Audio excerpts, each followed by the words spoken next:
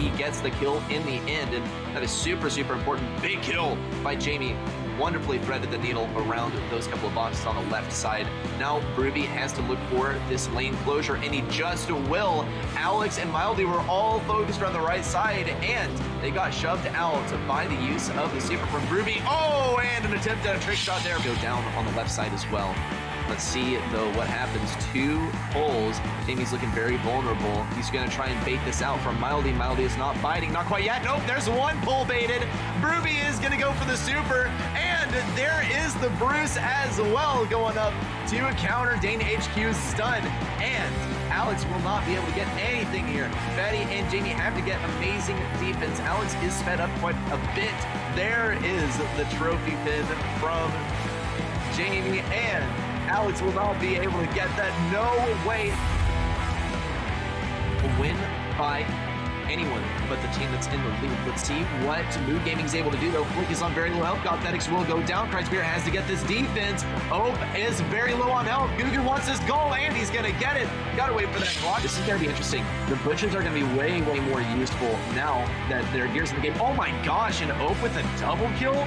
Sheesh. Ope is completely going. Dane HQ is narrowly able to block that damage with his honeypot. He does still have a killer bee ready to go here. Alex26 isn't able to, Alex is not able to get damage there with the super. Big push in from Mildy, and ZXC is able to take back this lead. Platoon tries to do something. Flick could get a kill. He has the homemade recipe. It is able to get Dane HQ, and Platoon's able to bring it back just in the last couple seconds. Big pushing super hard here. Opie is going to open up the world, though. He and Didi work together to get a double kill, and Jamie just isn't even going to try. Is he disconnecting? No, Betty isn't playing either. They have thrown in the towel.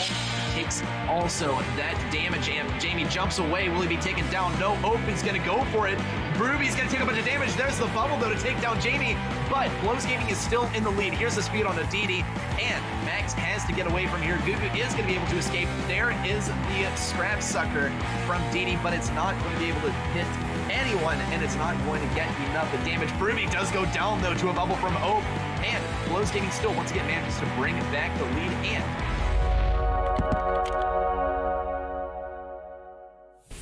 Brawlers! The showdown will make history! Best teams from Russia, Ukraine, Poland, France and Turkey, winners of the Open qualifiers and top 8 invited teams will meet in a final battle for the champion title and a bounty of $10,000. Join the stream on December the 7th. Don't miss out on the epic international group stage of GameStars Brawl Stars Season 2.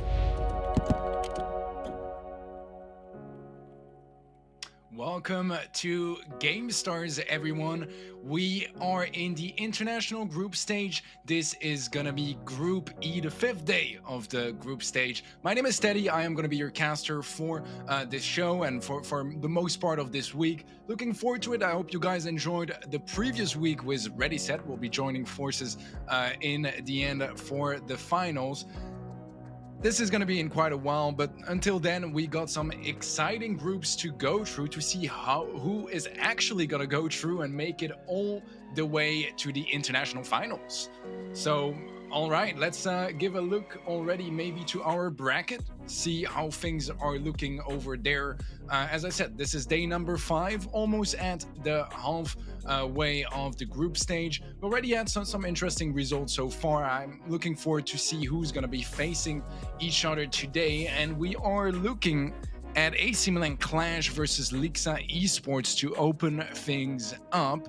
Then on the other side of the bracket, we'll have Eden Esports versus FA Scarlet Stars. So AC Milan Clash, I don't think we need to introduce them at this point. They are one of the titans of the EMEA region, all coming from Spain. Lixa Esports, I did not really know any of those players, looking them up, so I'm looking forward to see if they can maybe surprise us. It seems unlikely, but anything is possible in Brawl Stars. Eden Esports, French roster. I know a couple of their players, mostly from ladder rather than actually competitive. So I'm looking forward to see if they can transition well in their match against FA Scarlet Stars, which is actually a pretty decent team from Ukraine. They play in the ECA, and they've had some decent performances over there. Sure, that you guys will see some familiar names once we get to their match. So this is a fairly interesting group, because sure, AC Milan Clash is from far the best team of the group, but the other three teams could actually have a pretty solid shot at giving us some interesting matches for sure. All right, this is the schedule, guys. So matches are in order as they were of the bracket, but AC Milan Clash versus Lixa Esports is where we will be starting in a couple of minutes.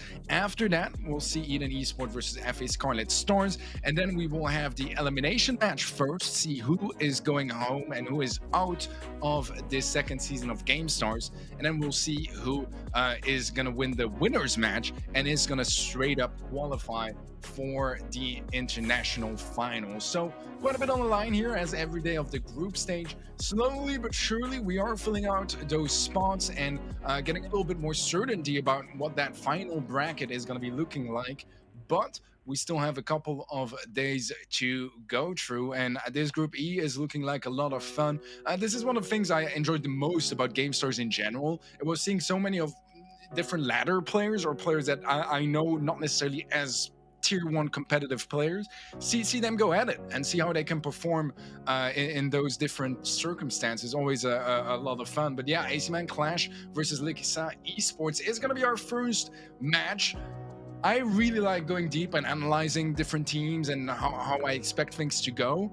In this case, I feel like my job is pretty much done when I say that AC Milan Clash should make this a trio win. There shouldn't be much more to say than that, because they are definitely the superior team. They made it to World Finals. They were second seed in EMEA for the Brawl Stars Championship. They have quite a bit of history behind them. They won't be playing with Lena. He has left the roster, by the way. So it is a full-on Spanish roster from now on. I believe Yoshi is still in. I can double-check that for you guys. If you give me just a second. Guille, Ikeos, Yoshi. So that is going to be your roster. So everyone but Lena, the old Clash, in a way, besides Yoshi, right? So definitely going to be interesting to see how they play just the three of them together. It should be a breeze for this group, but you never know. I do believe that this should be a pretty straightforward match. On the other side, Lixa Esports. Yeah, I don't have all that much to say, you know. I feel like they might surprise us, maybe, but I haven't really watched any of their players play before this, and I've watched a lot of different teams play. So let's go through a video explainer. Maybe we'll learn some more over there. Brawl Stars Gamestars Season 2 is going flat out. International group stage will take place from December 7th to December 10th, and from December 14th to December 19th. 32 teams, 8 invited rosters with 24 teams that got qualified through regional finals will be divided into 8 groups with 4 teams in each. All matches will be held in GSL format. Only 2 teams from each group will be able to qualify for the international final stage based on their results. And in the finals, brawlers will fight for the prize pool of $30,000. Join our stream and support your favorites at the international group stage of Brawl Stars Gamestars Season 2.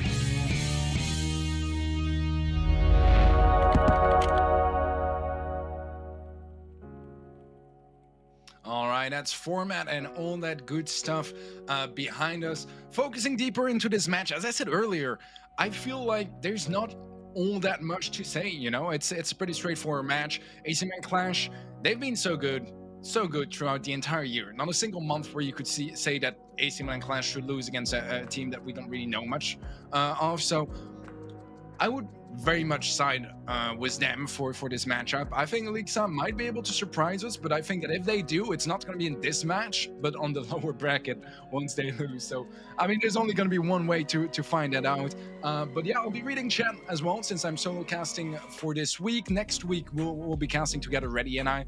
So that's going to be a lot of fun for sure. Always love working with my guy. But yeah, I'll be reading chat as well. So if you guys want to interact, have something to tell me, have information that I may not have, feel free to share.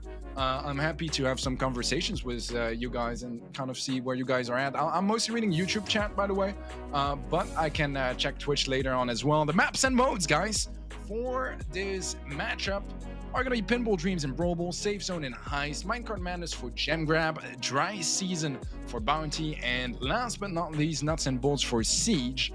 However, I'm not really expecting to see any Bounty or Siege in this match. I think that 99 days out of 100, this should be a trio sweep for AC Milan Clash. There should not be a conversation around that. Now, this is why this is important no matter what for a team like Lixa. They definitely don't have the most experience behind them, but matches like these are gonna, you know, show them what it's like facing one of the best teams in the region. So experience is key for the long term for getting better and finding what to improve. And teams like Lixa, I can tell you, they're not getting scrims against teams like AC Milan Clash, SK Gaming, Tribe, etc. So this is great experience for them and very valuable for sure. No matter what, they'll be happy with the results. But as I said previously, I think that if we will see Lixa shine today, it's going to be through the lower bracket. I don't think that this match is very reasonable for them to win. But as I said, there's always a chance. There's always that small chance. Bans are coming true. First ban here for AC Milan Clash is going to be Buzz, and we have a Spike ban from Lixa. So from the get-go, I think the AC Milan Clash ban makes sense. Usually, probably like Buzz can kind of pop off and disrupt the meta quite a bit. Can also lead to some more uncertainty regarding the picks and comps. So I kind of like that ban on their side. Rather safe, don't really want anything to slip through. On the side of Lixa, though, the Spike definitely starts showing some intentions maybe to go tank heavy in this matchup. This is something we see quite often when you are a big-time underdog team. You're going to try to have as many tanky comps as you can, close the gap, and rely a little bit less on dodging and on crazy long-range fights and mirror matchups. None of that. But interestingly enough, we have a Rosa ban coming from AC Milan Clash. I mean, I guess speed gear is pretty much to blame for that. Lola ban on the side of Lixa Esports. Interesting. I mean, Lola is still in a good place, so definitely a ban that makes sense. When I say good, I mean great. I think balance changes haven't hit yet, so she's still a problem. And I like that they take her out. I think in a mirror matchup, it's also the kind of brawler that can be very much favorable for Clash. So far, I'm happy with the bans on both sides. I'm really curious to see if we will indeed see, you know, a fair amount of tanky comps coming through from Lixa. Maybe some poker double tanks on more open maps. See some Byron with some tanks. Not sure. This is going to be interesting for sure. Lena is a free agent, kind of. Maybe join SK says Adia Param in chat. That is very true. He is free agent. And there are a lot of rumors out there for sure. Actually, they tweeted it out, right? So it is actually their plan so far to play together. You never know as an FA roster, though. You look at last year, EXO, they were FAs, and Clash, they picked up Yashi. So being FA doesn't really sign you into a roster. If a team wants you, if an org wants you, they can always pick you up. So that's something to take into account. Until something is signed, well, nothing is absolutely sure so far. But this is going to be an interesting group. I think this first match is probably going to be the biggest stomp of them all. But this is to be expected, right? We are in the group stage. There's still a lot of different teams competing, and there are a couple of titans in there as well. AC Milan Clash definitely is one of them. So unlucky for Lixa to face them here first. But in the end, it is what it is. Gonna focus on their match and see if they can really find something in there. Otherwise, they'll have to go on the bottom bracket, which is to be expected. But that's not the end of their run just yet, no matter what. We got some player camps coming through. Guille from AQM. I'll recognize the players from AQM. Not sure I can promise the same for the Lixa players, as I have not seen their faces just yet. So this is going to be a bit of a face reveal for me. This is most definitely someone from Lixa.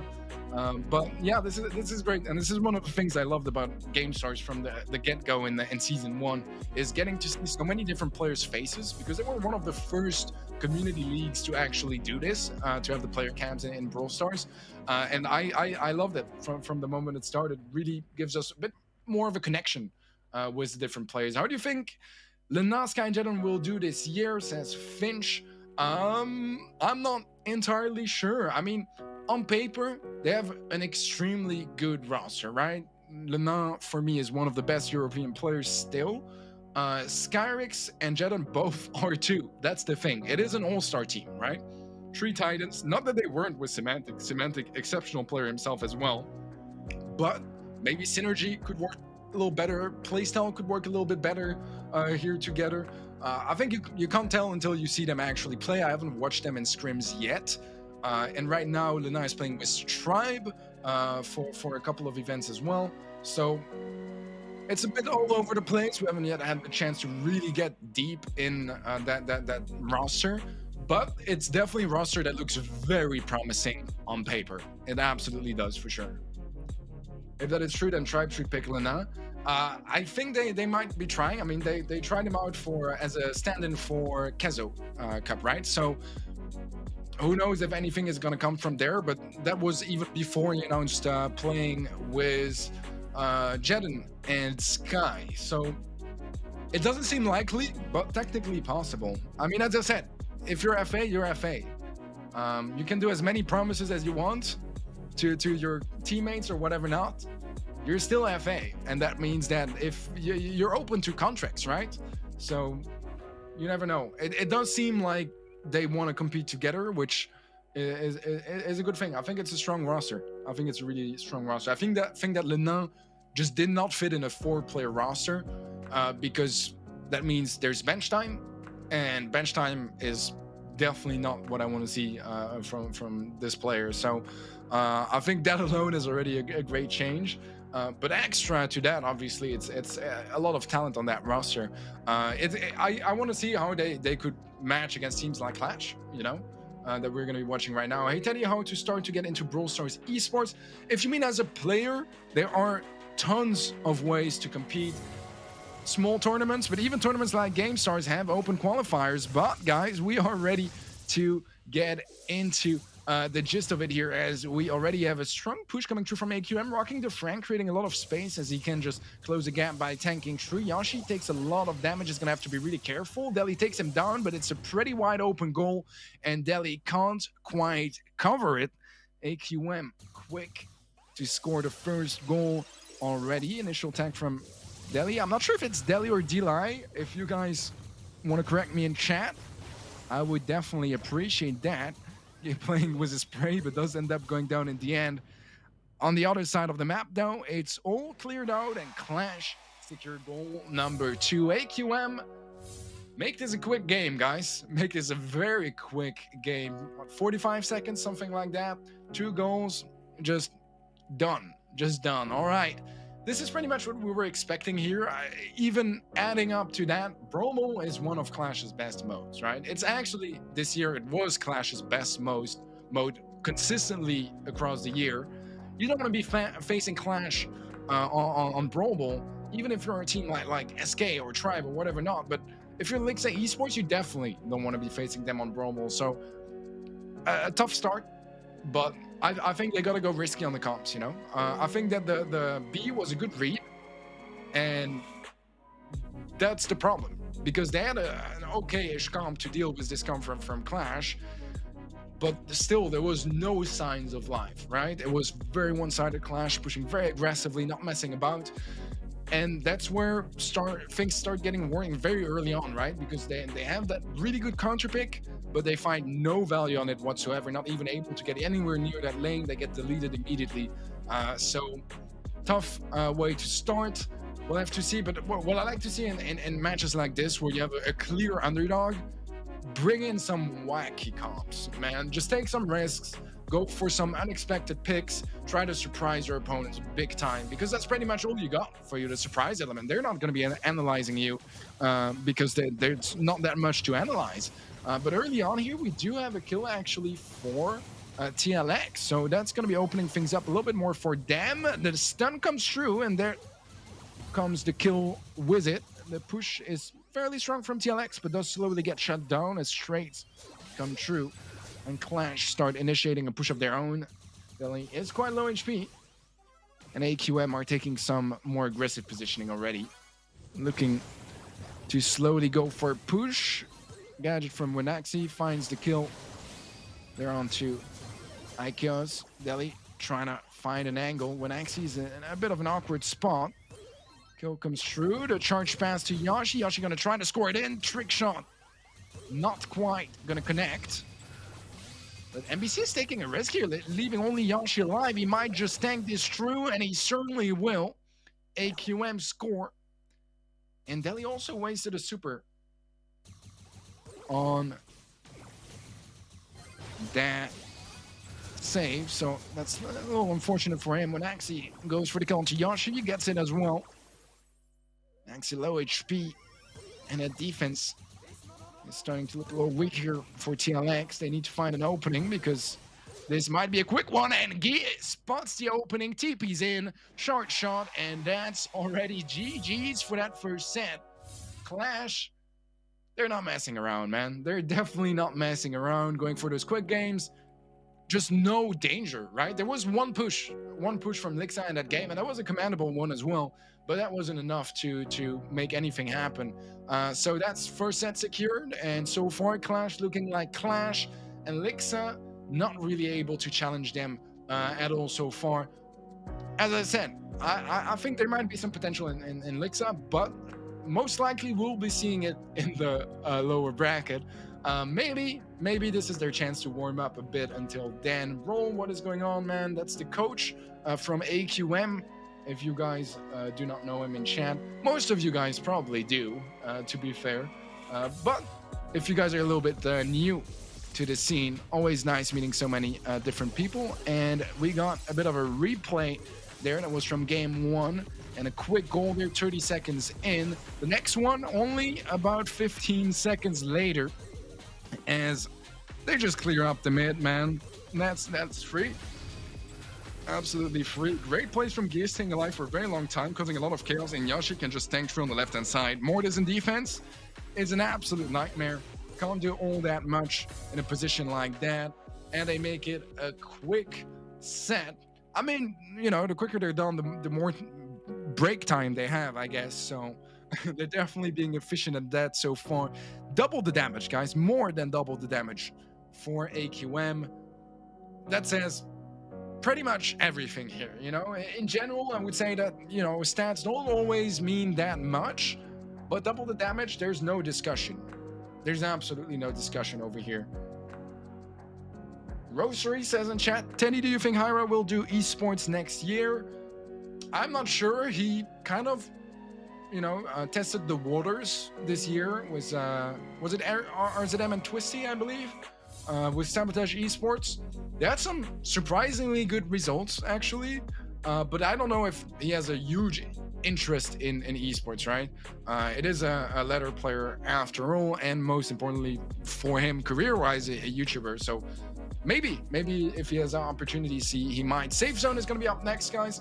Very open map, and that is not something great for Lixa, to be honest. In general, in my opinion at least, as an underdog, open maps kind of scary, because it forces you to go for certain brawlers to, you know, deal with that range. You're going to be facing a little bit less options over there, and less options means less ways to surprise your opponents, and more mirror matchups. You don't want mirror matchups against AQM. That's the thing, you know. If you have a Piper matchup mid, or Bell, or whatever, Rico or Colt on the lanes, you're probably not going to win that. And if you start losing some lanes, eventually the rest is going to fall as well. So looking good for Clash so far. Heist is not one of their best modes, though.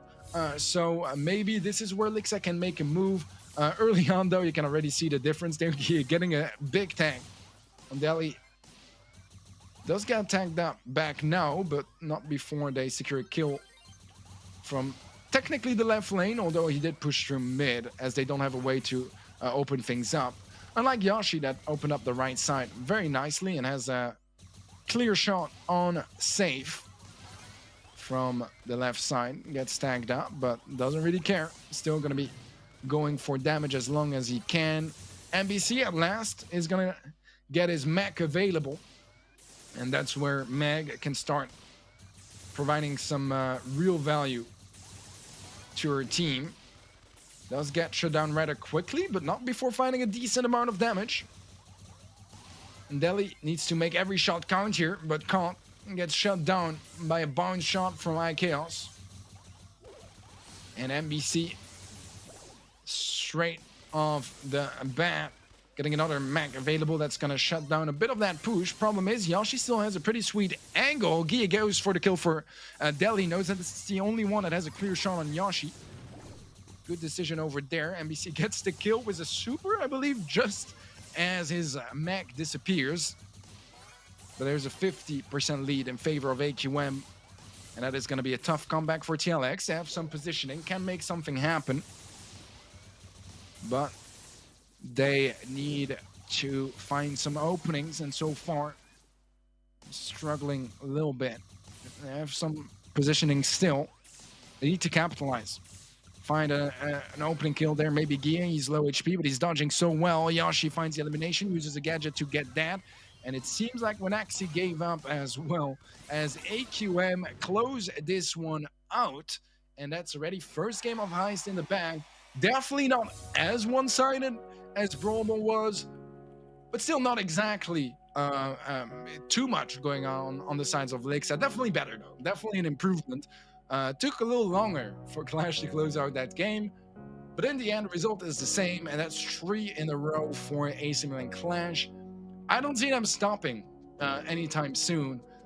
So far, looking good for the Spaniards. It's what we expected, right? I think that deep down, at least I hope for Lixa, that this is what they were expecting as well. Keep in mind, guys, out of the 4 teams in this group, and pretty much in any group actually, 2 will be qualifying for the international finals. 2 teams will be going home, which means that even if Lixa lose this match, it's not the end of the world. They will still have the loser bracket to battle it out and try to find their way to the international finals. All right, next game, guys.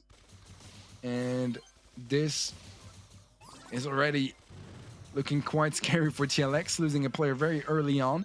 I do like the comp. I think it's fun, and it's definitely different than what we see in the meta on this map. Usually, when you have a comp like this, you're not really going to have a Primo and a Bull. You're just going to have the BB, maybe something like a Max and a Poco, to have a similar playstyle, but just a little bit more consistent, as you can heal through a lot of that damage, and your tanks can tank, basically. But they get to the safe, they deal a decent amount of damage. Problem is, on the top side of the map, they're leaving iChaos undefended, I believe. No, it's not iChaos, it's Yoshi, actually, on the Colt. And he dealt a lot of damage. He is coming back to defense, though. Not sure if he can win the base race. But no matter what, just not willing to take the chance. And now we're all tied up, actually. And this could make things interesting, as this bubble is actually going to be giving a little bit of a lead to AQM. Deli going for the dash in. Deals with iChaos, and that's a huge kill, because now they should be able to close things out. And TLX actually steal that game from AQM. All right, interesting. For the least, Clash, guys, they drop a game here. And that leaves maybe a little bit more of a chance here for Lixa. I feel like out of a best of 5, the chances of Lixa winning the entire best of 5 are far below 1%. That's how I feel about this matchup, right? But they took a game. They're showing us that, you know, Clash can bleed. Now they need to find a way to kill them. And that is going to take quite a bit more than that. And here's the thing as well, right? I mentioned earlier, we're starting off with the Brawl set. I want to see some wacky comps. I want to see some crazy stuff from Lixa because they need to catch Clash off guard. Mirror matchup's not going to do it. And they did exactly that, bringing in triple tank here on safe zone. Definitely not the most, usual thing. And it worked. Caught them off guard. We're not expecting it, even though technically Clash had a decent comp to deal with it because they had both Rico and Colt that can melt through tanks. Some, decision making gone wrong. I think the base race would have been won if Yashi actually stick to it, but it didn't. And that means that now TLX, they have a game on the board and they're looking to capitalize. Early engagements already. Some decent tags coming through. Gene, definitely an interesting pick to bring in. Very, very passive. Not going to be dealing a whole lot of damage to the save, but can get some nice tickling damage from afar on your opponents. They do get the early lead, but surely Guy picks up the kill on MBC there. And now Clash have positioning. And we know that positioning is oh so valuable in this highest game mode. Deli taking quite a bit of damage, should not be able to live through that engagement. And when actually, that's the kind of damage I was talking about, and gets the kill from afar. MBC should be jumping out of the mech. We'll have to work all over again to go for the next one. Still a 2% lead for TLX. They've retaken mid control. Things are looking definitely not too bad right now for them. Healing station is out of the way. MBC is low HP. Mech without the mech, not really gonna do anything to that save. Or Guy, as a matter of fact, and Yashi wins the final left side. Of commendable defense there from Clash, actually. Only taking 3% damage out of that entire push. Now they need to find some more damage of their own. They're able to take back the lead. TLX have quite a bit of mid control. MBC falls. Guy is going to be traded out. Yashi wants to make something out of that engagement. Gets the healing station out of the way. That is going to be helping out a little bit at least. He is low HP though. Gets some nice tanks before going down, but can't quite get the charge shot out. 2 players on that save. Problem is, for Lixa, there is actually Ikeos on the top of the map, still destroying the red save, and they can't stomp him. That's the danger when you have no wall breaks, guys. That's the danger when you have no wall breaks. You're going to end up with a Rico in your back line, and there's nothing you can do about it. You need to commit 2 players to take him out, and with how easily he can bounce in that position, he's not going to miss a single shot, and that's even before you can have a clear angle to peek him. It's hard to retake, and they had no way to retaking it, so a bit of a, mismanagement, I would say, in that comp. Definitely got punished for that and learned it the hard way. 2-0 for Clash. We had some signs of life from Lixa here in Heist, but we'll need a whole lot more if they want to come back from here. 2 sets ahead now for AQM, and they're looking to close things out as quickly as possible. Here are some highlights again from this set.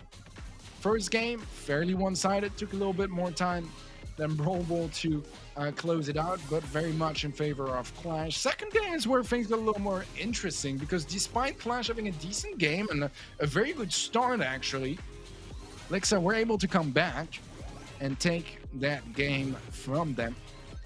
And triple tank paid off. And look, just that one push from MBC and Deli, dealing so much damage, able to pop 2 gadgets for the Primo. So much value.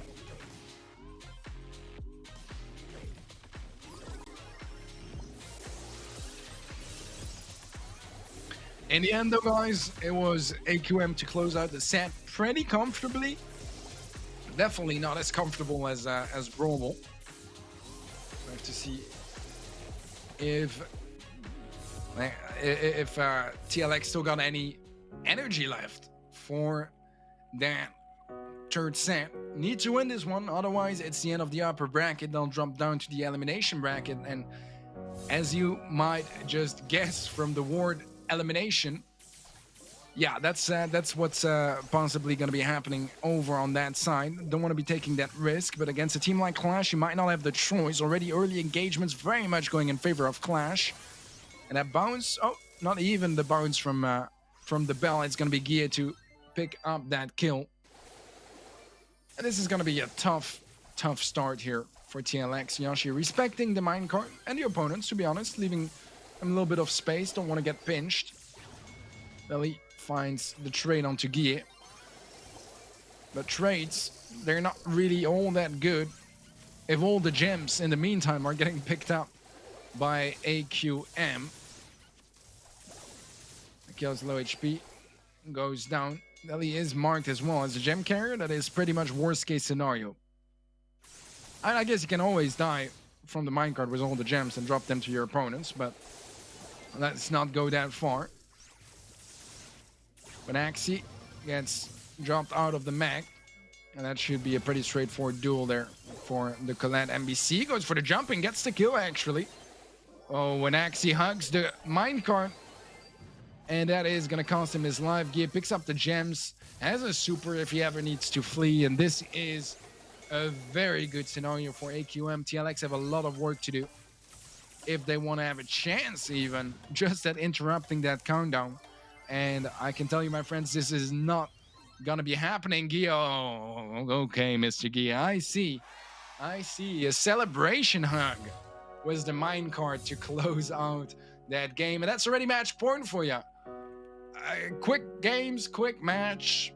One more game, and that's one match over, guys. Just like that. Just a blink, guys. Just a blink. What's up? I saw Ready Set in the chat. You love to see it. You love to see it.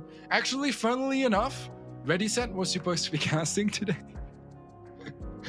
but I for some reason I thought that there were 5 days in week 1 and 5 days in week 2 of the group stage. Turns out there's 4 in week 1 and 6 in week 2, which means that he didn't do his 5th day yet, which would have been today. But I don't know. I had a bit of a small brain moment. And I just came in, took over, and bye-bye, Ready Set, you know? Now, he'll replace me once this week, by the way. So I'll be casting the rest of the week, except one day where the grandiose caster Ready Set will be there for the NA vibes. With that being said, match point coming up, and this is a chance for Clash to close it out, make it still a pretty clean sweep, not a perfectly clean sweep. Better than a tough match for sure. So far, we have an opening already for Clash, but Yoshi playing it really safe. He got tagged twice, I believe, already. No, the minecart creates some nice space there for AQM to push forward, pick up a couple of gems. And that's the 5 gem lead for Clash.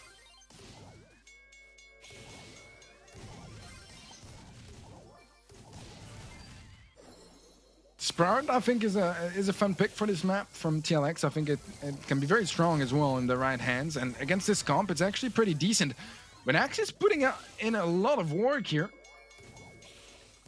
He has yet to find that elimination that opens things up. And a great pinch from Gia comes through. They outnumber Byron on the left side. And that's going to be opening things up for Clash to retake that mid. There's so many gems dropped on their side of the map, and now it's just a matter of running forward, picking them up, and getting out of there before TLX show any signs of danger. It doesn't seem like it's very much the case. When Axie, I believe, was also giving some hugs to the minecart, but very much intentionally so. And that is gonna be it, guys, for this first match of the day. And as AQM picking up a sweet 3-0 victory. I don't think they had to worry about pretty much anything in this matchup. I think they came knowing that they were from far the better team, and they showed that through gameplay as well. Now, there was that one game where I was there like, okay, Lixa actually showing some decent stuff there. They actually won that game. But still, one game is not going to be winning you entire matches. You need a couple more wins than that. And although it shows some signs of promises, it also means that they are a little bit further behind compared to those tier 1 teams in the CMEA region. So TLX might have a shot. You can see the beautiful jump from Guido. By the way, in case you are doubting, that was very much intentional, guys. That was very much intentional. Obviously, there's still a little bit of an element of danger, right? You're standing on top of the minecart, but it was still safe. He knew that timing-wise, nothing should be happening, but still, it's a little bit. It's a little bit of BM, you know. It's a little bit of BM. I like it. I like it for sure. Stats wise, I don't think I need to talk. I think you guys have eyes, and I think you guys see, you know, what made the difference here. There's a lot more kills, a lot more jams, a lot more damage. All across the board, just a much stronger performance from AQM, and it paid off. It definitely did so. Trio, and we move just like that, guys, just like that.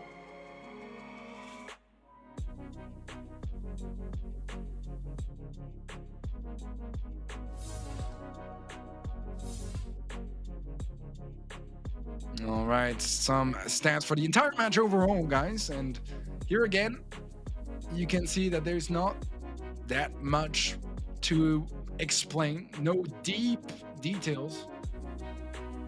It's pretty straightforward, right? Pretty straightforward. Borderline-wise, this is maybe a little bit more interesting. But even then, it's pretty standard stuff. Despite maybe the bull and the crow that we see a little bit less, especially the bull. The rest is very popular at the moment. So no big surprises over there.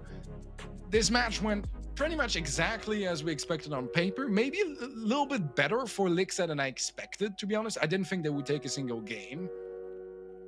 But still, there's a lot of work to do before they can face those tier 1 teams and really feel like they got a solid shot at that. But you know, as I mentioned before the match started, it's about experience, right? Gaining experience from those big matches for teams like Lixa. You learn a lot. You can VOD review yourself afterwards, especially in a best of 5. You still, like, they have 7 games out of this, right? And elimination bracket is going to be the story for Lixa.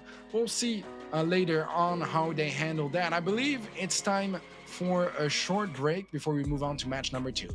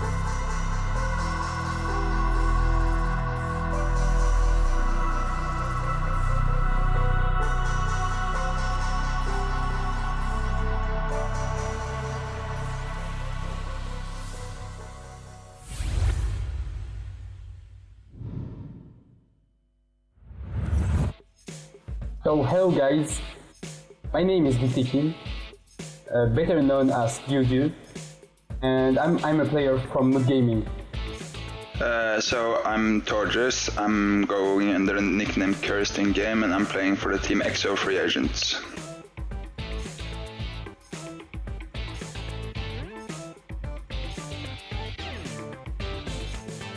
So guys, in Gem Grab you need to collect 10 gems before the countdown to win the game. 10 gems.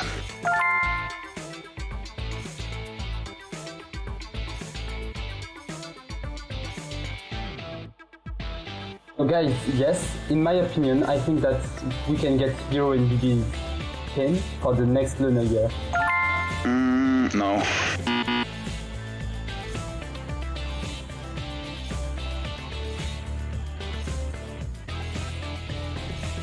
So I'm not sure, but I think that there is 6 or 7 epic brawlers in the game.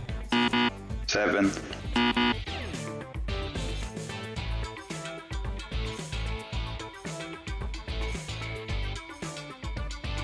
I think that the Robo Rumble game mode, the duration of the game mode is 3 minutes. 2 minutes.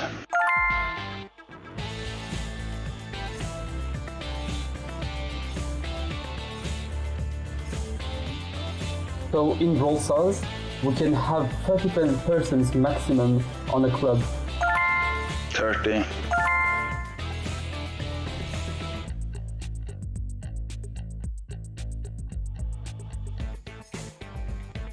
Actually, in the game, we have 52 brawlers, with the new one, Lola. And there's 52 brawlers.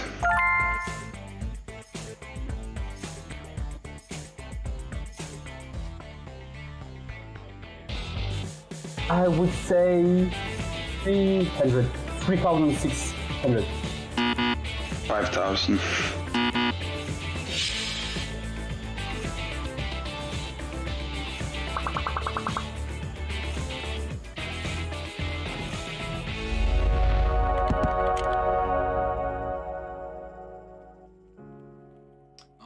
Welcome back, everyone. We already have match 1 behind us.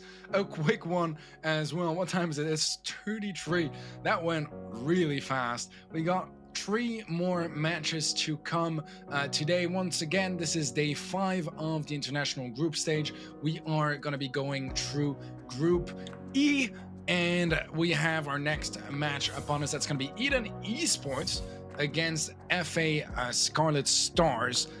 2 teams that are definitely in the lesser teams compared to some of the titans like Clash, but I would say that have maybe a little bit more experience than teams like Lixa as well, so definitely going to be interesting. On paper, I feel like FA Scarlet Stars should be superior, but again, it's on paper. I don't get the chance to watching some of those tier 2 teams nearly as much as I get the chance of watching some other higher ranked teams, so it's harder to say since it's probably been, since May for me, since I've casted those 2 teams. So looking forward to see how they improved and which improved better as well. I think that for the most part, FA Scarlet Stars got a little bit more experience and a little bit more of a well-rounded team. But there are some familiar names in both, absolutely. That's going to be our next match here. We'll have Lixa Esports versus the loser of this next match afterwards, and then the winners matchup will be happening last to close out the day, and that's going to be against AC Milan Clash. Just in case you guys are just tuning back in, AC Milan Clash trio victory against Lixa Esports. Very comfortable, very dominant, just what we expect to see from the Spanish roster.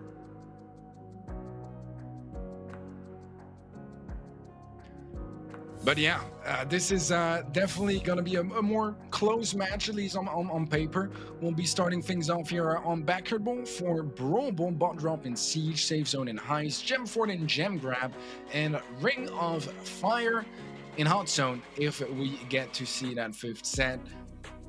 I'm not sure about this one, guys. Make sure you guys share in chat as well how you feel about this matchup, as some of you guys might be friends or know some of the teams a little bit better than I do, especially for those guys. But personally, I've seen FA Scarlet more.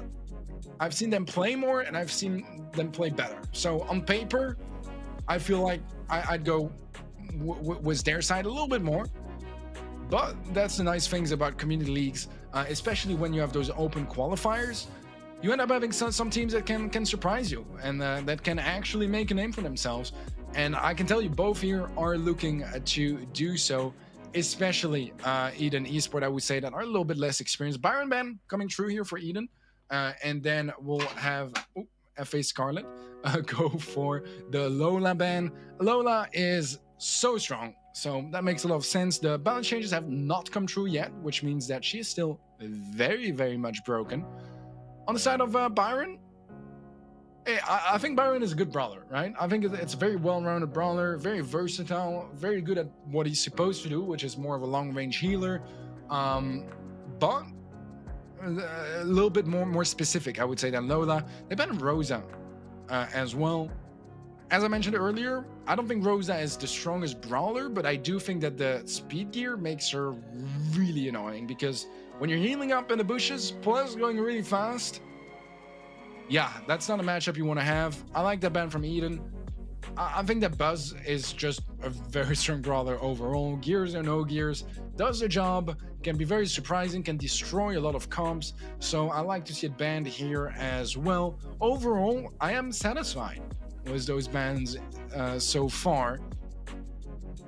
Matchup wise, yeah, I really want to hear your thoughts, guys. I really want to hear your thoughts. I feel like personally, as I mentioned, FA Scarlet Stars are slightly favorable in this matchup, but once again, I don't want to take anything away from Eden Esport. I don't want to take anything away from Eden Esport. I feel like, at least from the roster, I can read it through if I look it up for 1 second. I had it down here. So we are looking at... Sorry, I am blind. Eden Esport is Nixlo, Maxilo, and Latrix. I know Latrix and Max. I don't know Sulu or Nixlo. So Max and Latrix, they are more on the latter side of things for the most part. Not exactly esports players, but they're definitely decent. The question is, how can they play as a team in a competitive setting like this against FA Scarlet Stars? That is definitely more experienced, in my opinion, especially as a roster. So that's kind of why I made a bit of a difference between them. That's Angel Tense, Raze, Reliable, and Livepool. So names that I've seen a lot more. They used to play in my scrims as well, so I actually got to know the guys a little better. And that's kind of my reasoning behind my prediction of FA Scarlet Stars going for the win here. But it's definitely much more open-ended than the matchup we had previously, with Clashes being so much more dominant, right? So chances of an underdog story are much, much bigger here, especially since, as I said, right, I don't really watch those teams every day now. So it's always good to see how they improved, what they've learned. But here we start. And so far, Max is getting tagged up quite a bit, and Scarlet Stars should be happy about the early positioning they've gained. Cactus Gadget pop by both spikes. Latrix finds a really good opening. Latrix makes it a double kill. And that is definitely a great start now for Eden. 30 seconds in, assaulting that red base. Want to try to get that goal going. And so far, Latrix has been the difference maker. He's been making all the openings here for Eden. See, gets a nice tag onto Reliable. Kill after kill for Latrix, not stopping down anytime soon. And Max is just looking for that super so he can open up the walls. Gonna do that really, really soon. It's for the pass to his teammates, but they're guarding that. Goal jumping from Reliable finally takes care of Latrix. Max is low HP as well, and that push is absolutely falling apart for Eden Esports. As slowly but surely Scarlet Stars are pushing forward, gaining some control, but Latrix is there to stop them. Finds that opening, man advantage back to Eden.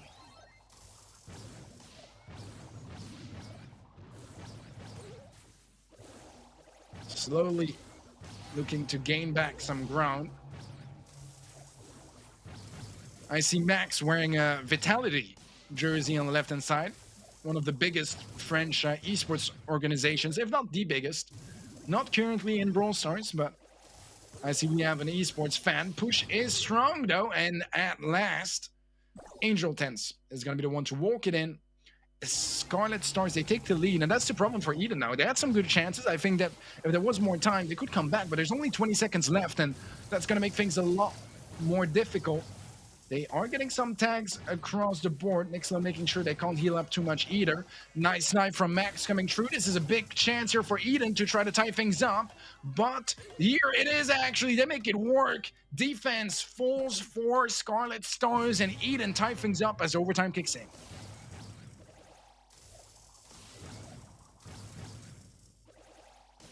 All right, it's anyone's game at this point. And right now, I'm very happy, because I was scared this match could be a little bit more one-sided than I would have liked.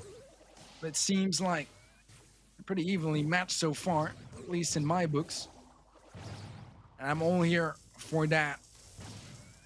So far, HP-wise, it's a little weaker on the side of Eden. Gave a bit of control to SS, but Eden, they have the privilege of picking up a sweet kill, make it a double actually. And now there's space. There's not a lot of time though. Latrix, no gadget to save him there. Is gonna fall. 10 seconds left. Angel Tense, is he gonna go for a play? Nah, he's just gonna be cornering up the ball, and that should pretty much kill the chances here for a winner out of this first game. We are looking at a draw. I don't love draws. If you guys know me, you know I don't like draws. But I like a draw when it feels like this match is very open-ended, right? I feel like there's a lot of different possibilities in this matchup, and I like that a lot. I was worried, guys. I told you guys, I was worried. I was feeling like FA Scarlet Stars should be on paper the superior team. I don't feel like we saw that in this matchup, although overall maybe Scarlet Stars was a bit more even as a team, like every player was contributing as much, whereas I feel like in Eden, Latrix did a lot of work. He did a lot of work. I can't wait to check the stats at the end of this set. Obviously, if he plays decent in the next couple games.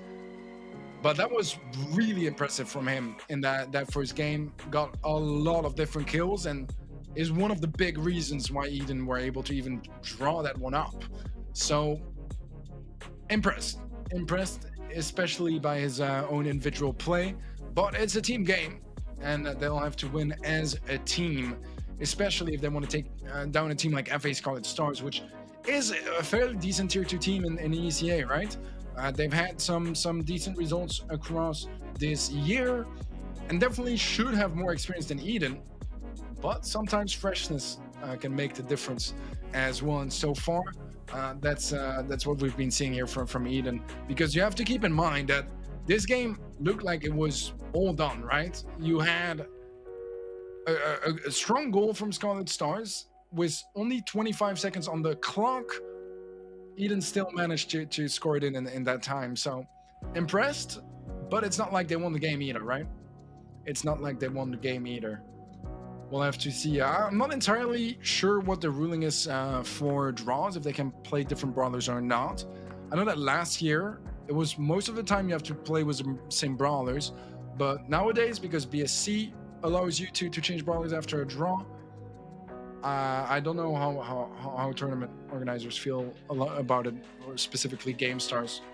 I guess we'll see, right? I guess we'll see. Did he completely not biased towards FA?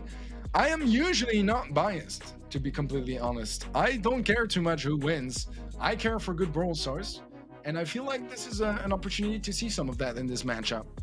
So me thinking a team is better, it doesn't mean I want that team to win, right? It's two different things. Cheering for a team and predicting that a team is going to win are two very different things, in my opinion, at least. Maybe you guys see that differently, but guys, here we go. Game 2, which is technically back to game 1, but oh, whoa. Things are going wrong here for Eden early on. Angel Tense, does he have the HP to tank it? He's not going to risk it, actually. I feel like it could have been Tryable. I mean, he's gonna go. Oh, he's not even gonna go down. Never mind. He survives with 22 HP. Stun comes through though, and yeah, that's a massacre. Double stun from Ray's follow-up shot, and that's the goal. Angel Tense was the stun rather.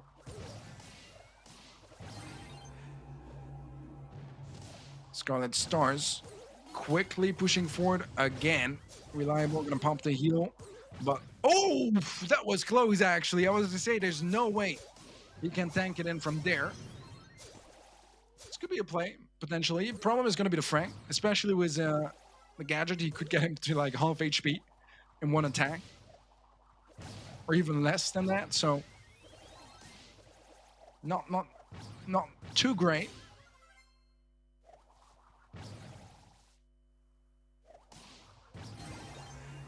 Max upping that super, not gonna find that much value. I mean, it leaves quite a couple of walls still up.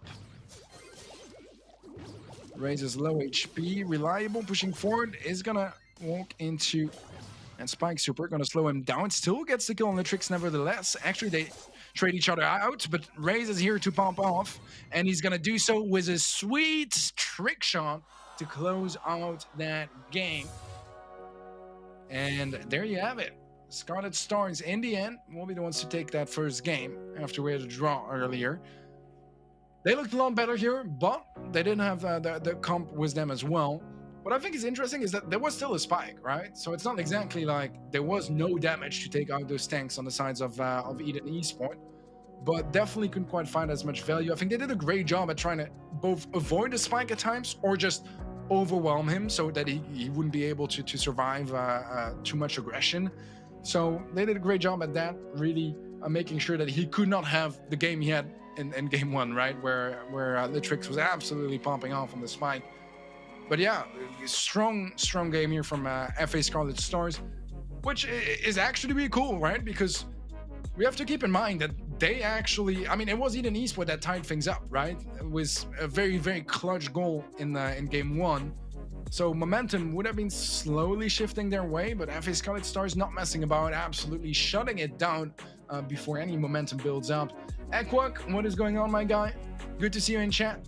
Good to see you in chat. I saw Tadomari as well. I did not have time to read your message before they were deleted. I don't know what you did or what you said, but hopefully, I don't know if you're timed out or just deleted message. But it's good to see you, my guy. It's good to see you. Are you playing with Big for this event, Equa? Or not? I'm actually not sure. I think he said something about that I sent the wrong channel. Did I? I don't think I did, right? Should be the right channel. Yeah, it certainly is. I loaded up. It's me. It's me. So it is very much the right challenge. I mean, challenge. If you mean mine, obviously, it's a whole different thing. But we are here for GameStars. We are here for GameStars. All right. I mean, so far, as I said earlier, right? I do think that FA Scarlet Stars is the better team. But Eden, they got a shot. They got a shot. Thing is, they got to take it. They got to take it. Game 2. Technically game 3, I guess. And already a lot of aggression coming through from Scarlet. I like the comps on both sides. Very different approaches. 6 different brawlers on the map. The anti-heal from the Crow can be a little bit annoying against the likes of Pam. But kills are coming through for both sides. Slowly giving some more positioning to Eden.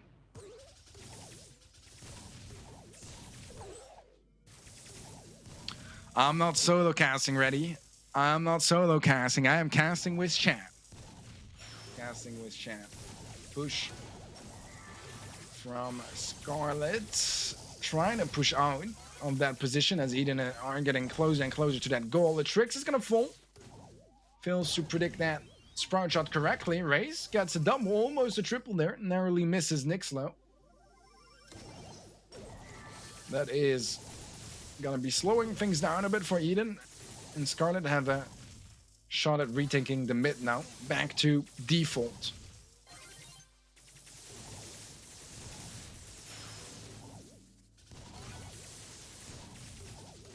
Raze has a wall. 3 supers, in fact, for Scarlet. That one was maybe a bit of an overexcited jump. I mean, I get the idea, right? You have Latrix that is low. You have Nyx low. His mech is low. But you know he's just gonna one-tap you when you land, right? Yeah, he has that yellow button. And when you are in that mech, it's definitely troublesome.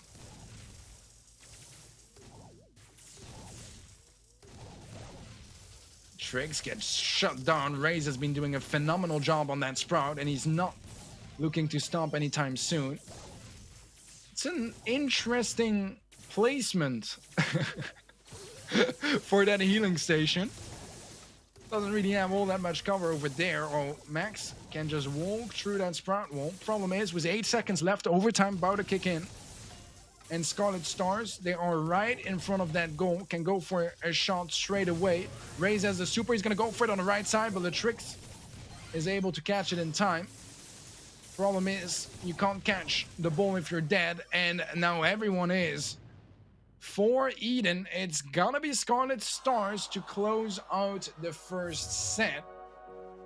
I wouldn't say comfortably so. I mean, there was a draw in game 1, and there were some chances in game 2 and 3 for Eden, but it was definitely much better on their side, and that is pretty much what I was expecting earlier. Hopefully, Eden can come back in some modes where they might be stronger, or where Scarlet Stars could be a little bit weaker.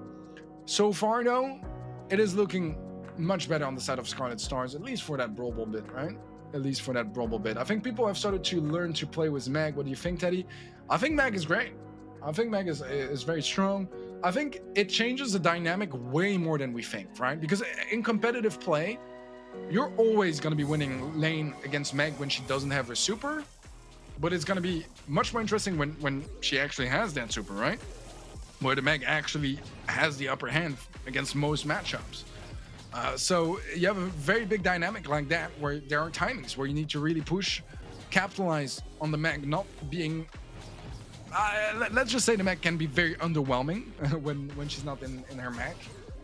So it's very different timings than what you see mostly in Brawl Stars, right?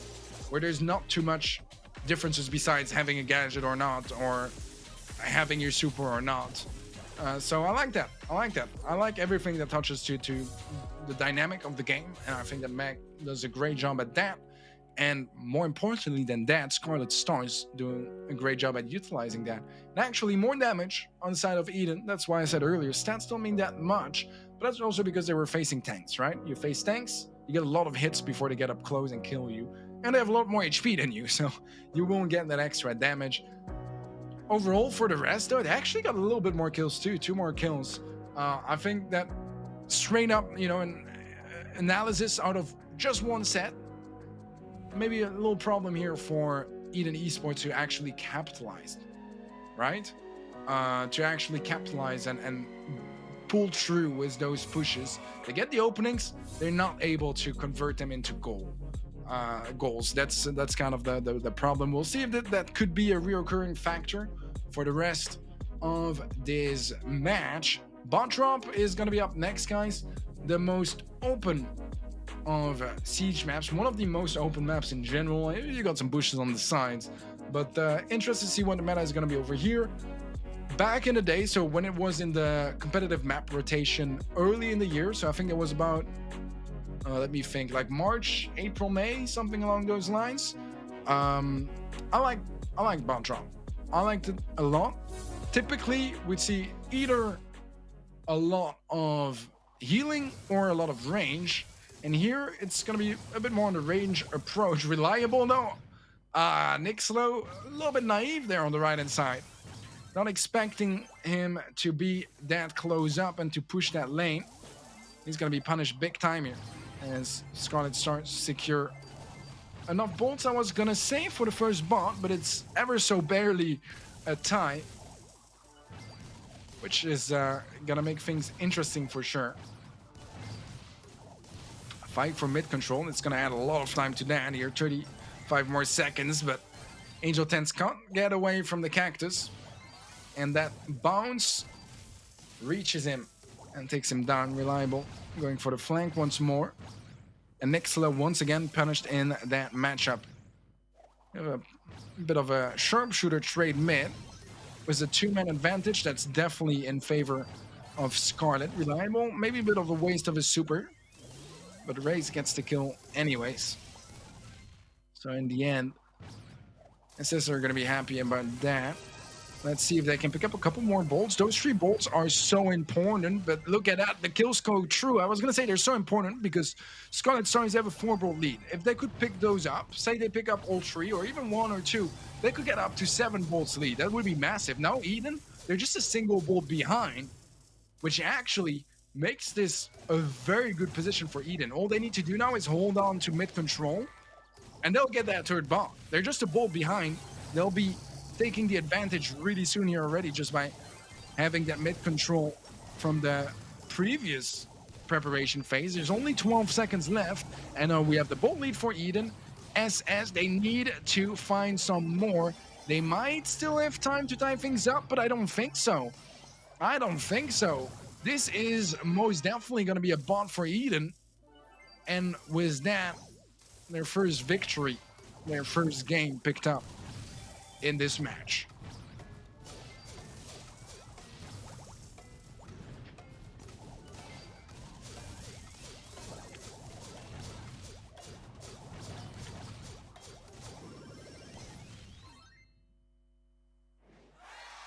All right, Eden looking good in this game. It was close. I have to admit it, it was close. I think that if Scarlet Stars were able to pick up those 3 bolts at the end of the preparation phase, that would have been GG for them. 7 bolts lead, that's hard. That's very hard. Even if you have to retake, your opponents are going to have a hard time holding on because they pick up a single bolt, it's over. Literally over. So great job from Eden. They saw the opportunity, picked it up, capitalized. And that's the difference between this and what we saw from them in Brawl Ball, where sure, they were getting kills, but they were not able to capitalize on any of those games and really find goals, find opportunities to score. So that's a good change in their dynamic as a team. And I'm hoping to see some more of that, as FA Scarlet Stars are a scary opponent. And as I said earlier, in my opinion, the better one as well. I want a Barley spinning on the top left. What do you think, Teddy? Oof, oof. Memories, man. Bad memories. Nightmares, I would even say. That was a big karma moment, but they happen. And they happen for a reason. Overconfidence? I mean, sometimes it's in your advantage, sometimes it's not, is it? Are you sure Chris is playing in this game? He's not playing in this game, nor in this match, or this entire day, in fact. I can try to pull up the schedule and tell you if he already played or when he's playing next. I'll have to look that up, though. He's playing tomorrow, guys. He's playing tomorrow, first match. So if you guys want to catch Cursed playing with AXO free agents, one of their last matches together, last seasons together, right? The team kind of broke up, I think. Not entirely sure where they stand, but that's going to be fun. And that's going to be tomorrow, first match, 6 p.m. CET. If you are a Curse fan. But game 2 of Siege, and Eden, they get that first bot. Gonna help them keep control.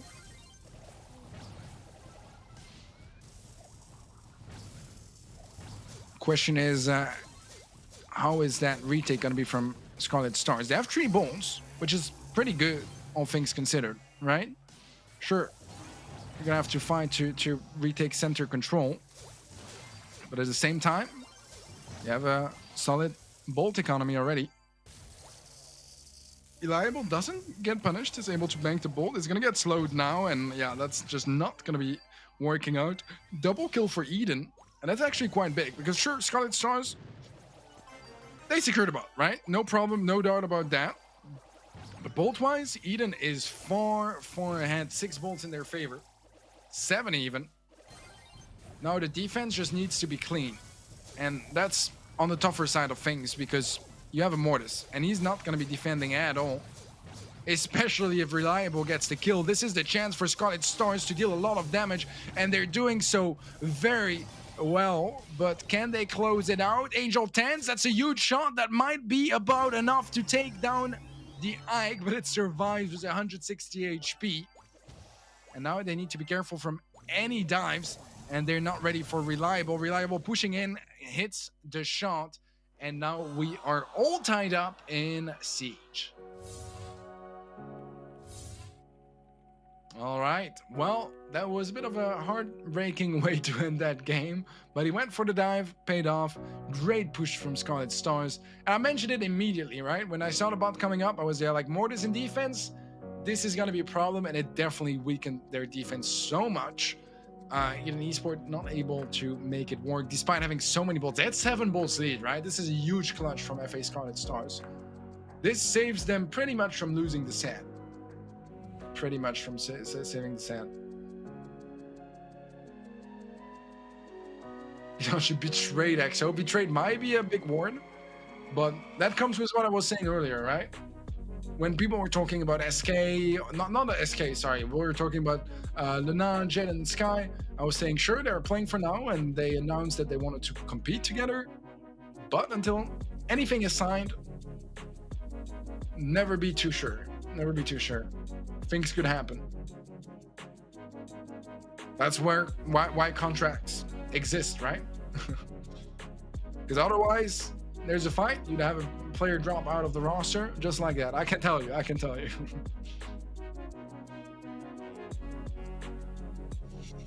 All right. Well, I mean, I said it earlier. I thought this could be a pretty decent match, and so far, I'm happy with what I'm seeing. Although, Eden Esport need to start being a little bit careful, because FA Scarlet Stars are literally just a game away from picking up that second set, and that's where trouble really starts, right? You're 2 sets behind, you start to not be able to see the light at the end of the tunnel, and you get demotivated, tension rises, communications get worse, you lose confidence, all that piles up, and that's at the time where you can't afford to lose anymore. So I think it's important they pull it back together now, or it's going to be the beginning of the end, at least for the upper bracket here for Eden Esport. Might still go either way, absolutely so. Absolutely so. I do think this next game is going to be very important. I think it's going to be very important. I think that if Scarlet Stars pick up set 2, the chances of it going either way are going to be lessened by a lot. But still a great match so far. I mean, on paper, you know when game 1 of set 1 ends up in a draw with a clutch goal, you know that it's announcing something good. Who won? So if you mean matches-wise, like Clash took down Lixa 3-0. And Eden Esport right now are down by 1 set against FA Scarlet Stars. All right, set point for both sides. And a chance here for both sides to find so much out of this also important set. Reliable, once again, in some very strong positioning. Very, very strong. Oh, he walks under the Ike. That is not ideal. I mean, sure, you want to be dodging the bell shots, but you can't dodge the Ike shots if you are in range. Oversteps a bit, gets punished. Was probably dead either way. But it's a sad way to go. Tie once more. But Scarlet have a much more promising economy so far. Although control seems to be in favor of the French.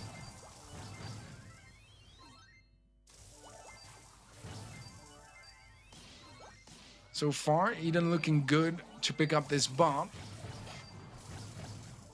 But nothing is done until the 3rd bot is announced. And even then, sometimes nothing is done. This is going to be a chunky boy for Eden, but that's a great kill there on Nixlo, because that's 3 extra bolts now for Scarlet Stars. We mentioned in the previous game, sorry, in the first game of Siege, that could be the difference maker sometimes. 3 bolts, you pick up a very nice time, that's huge. But now it's even more important, because look at that. Only 15% damage dealt on that red Ike, And the mid hold is already falling apart here for Eden. They are so far behind in bolts. And right now, they can't afford to defend. It's going to be so tough to defend against that bot. Max should not be picking up bolts right now. He should be looking for some tags. He needs his super against that bot. Otherwise, it's pretty much GG. A bit of a mistake, in my opinion, not going for the tags. He's going for it now, but that damage would have been very valuable on the bot. They are doing a decent job at this defending so far, but I don't think they can do this. The right-hand side is too opened up, and Scarlet Stars, they take the second set and widen up that lead.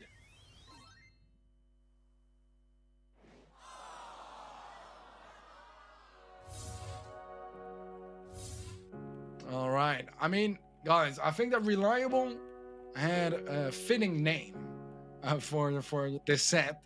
Very reliable, consistently in the enemy territory, causing mayhem in their backline, making sure they have no way to develop their positioning. Love it. Love it. Exactly how you should be playing it. And Wizard Crow as well, found so much value. Really, really good plays from him. For me, he was the difference maker in this set. Both games they won, even the one that they lost, he was the one having the most impact. And I'm really impressed by how well he played. Really, really impressed. Did he really do be casting with 60-second stream delay? I am. I mean, I'm not sure if it's actually 60 seconds, to be fair. I don't know that. But there's definitely delay from you guys in the chat.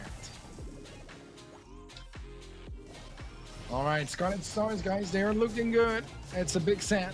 They reverse swept this one as well. And now they only need one more set, and they are going to be facing Clash next. They need to win that set first. It's night and day in bond damage, but that pretty much just indicates who won the set. If you actually look at the kills, once again, very much in favor of Eden. Damage isn't this time around, but kills really are. And I've mentioned it earlier, guys. Playing the objective is something they've been struggling at. Conversion, right? They got a big bot in the last game, not able to find any damage out of it. 15%, that's nothing. Your opponents have an 8-bolt lead. That's a terrible situation going for you. It's a terrible situation. So far it seems like the same problems are haunting Eden. But maybe in Heist, they can find their groove a little better. It does feel like a game like Bounty would work best for them, right? The objective is kills and surviving, I guess. Which, so far, out of both sets, they've been better at than FA Scarlet Stars. But Scarlet Stars, they don't mess around. They have an opportunity, they take it.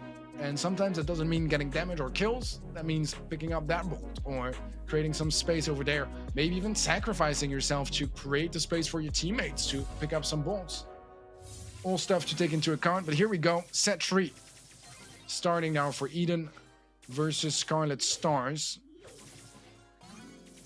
And we have a mirror matchup going for the good old surprise comp that we see on this map. I mentioned it earlier when we had some safe zone action, but this is something we've seen a couple of times already this year. It was popularized, I believe, by SK, or could it have been tried? I'm actually not sure. Missed Bubble will get the hit on the second bounce, but that would have put them in the lead for now if it connected on the first tag as well. Ray's not going to be doing the same mistake as he connects both. Speed just gives him an easy matchup against Latrix. Misses the bubble. So far, both teams have had their moments with bubbles. Latrix was a heal that honestly was just not really called for because death was inevitable. And the push comes through once more there from Scarlet Stars. So far, Eden do have the lead. But positioning-wise, this is a chance here to capitalize for SS. Going for the base rush, actually. They know that they lost a teammate, so he's going to be respawning invincible next to that safe. That's going to be enough to keep Nixlow away. Good rotations. I like that. I like that. That's some clean Brawl Stars from Scarlet Stars. They're taking over the lead now. That bubble is going to be turning things around, actually tying things up completely. And now positioning is slightly in favor of Eden. Their chance to capitalize. They don't need a lot, but they need those bubbles to connect. They take 5% every time, but the push is coming forward, and this should be game for Eden as they take this one away. A close one, but a game for the French. As they once again start off the set with a lead, but can they keep it? Can they close that set out? They've struggled earlier. But it's true that from what I've seen so far, and I might be jumping to conclusions, right? Those are two teams that I don't get to cast every day, not every week, not even every month, not every couple of months. It's a couple of times a year in events like GameStars, where you have open qualifiers and, you know what I mean, you have some of the upcoming talent of the Brawl scene. And I might be, you know, kind of overdoing my explanations or over-analyzing stuff. But on paper, I said it earlier as well, High's a little bit better if you struggle to play objective, right? Because it's a lot about finding kills, finding those openings, rather than really anything else. Like the control and positioning is rather simple, I would say, compared to some other game modes, where you actually have to genuinely work a lot more for objectives. And it feels like that is fitting Eden Esports a little bit better. However, as I said, I might be jumping to conclusions because we saw in Siege as well, they did great in the first game, and then the rest all fell apart. All fell apart. What do you, if Power League like draft system comes in competitive Brawl Stars, what's your opinion on this, Eddie? I am 100% pro draft for BSC or competitive Brawl Stars in general. We'll have to see if they actually pull through with it. I think it's a big change, changes the dynamic a lot. But as a commentator, so a bit more of an analyst commentator, I like it a lot, man. It gives me a lot more time to talk comps, to predict comps as well, right? I see, oh, they picked Max. Are they going to go for, I don't know, Sandy with it? Or are they going to be bringing in some tankier brawlers? All that stuff is going to lead to a lot more storytelling, rivalries between comps. You can be there like, oh my God. I'm just saying something random, right? But like Semantic stole the Piper pick from Nadine. What a chance for him to make the difference. I like that stuff so much, man. I feel like it gives so much potential for storytelling, for analyzing, for making the game a lot more interesting from a competitive standpoint. The only thing I would miss is mirror matchups. Mirror matchups are really good. So that's the only thing where I would be there like I will miss mirror matchups. That's for me the only negative besides some longer time off, right, between games, as they need to go for picks. But I'm looking forward to seeing some events run like this. All right, getting to this next game here. Eden desperate for a set. Both teams bring in the anti-tanks, fearing to be seeing some BB Max Poco action again, but this is those awkward situations, right?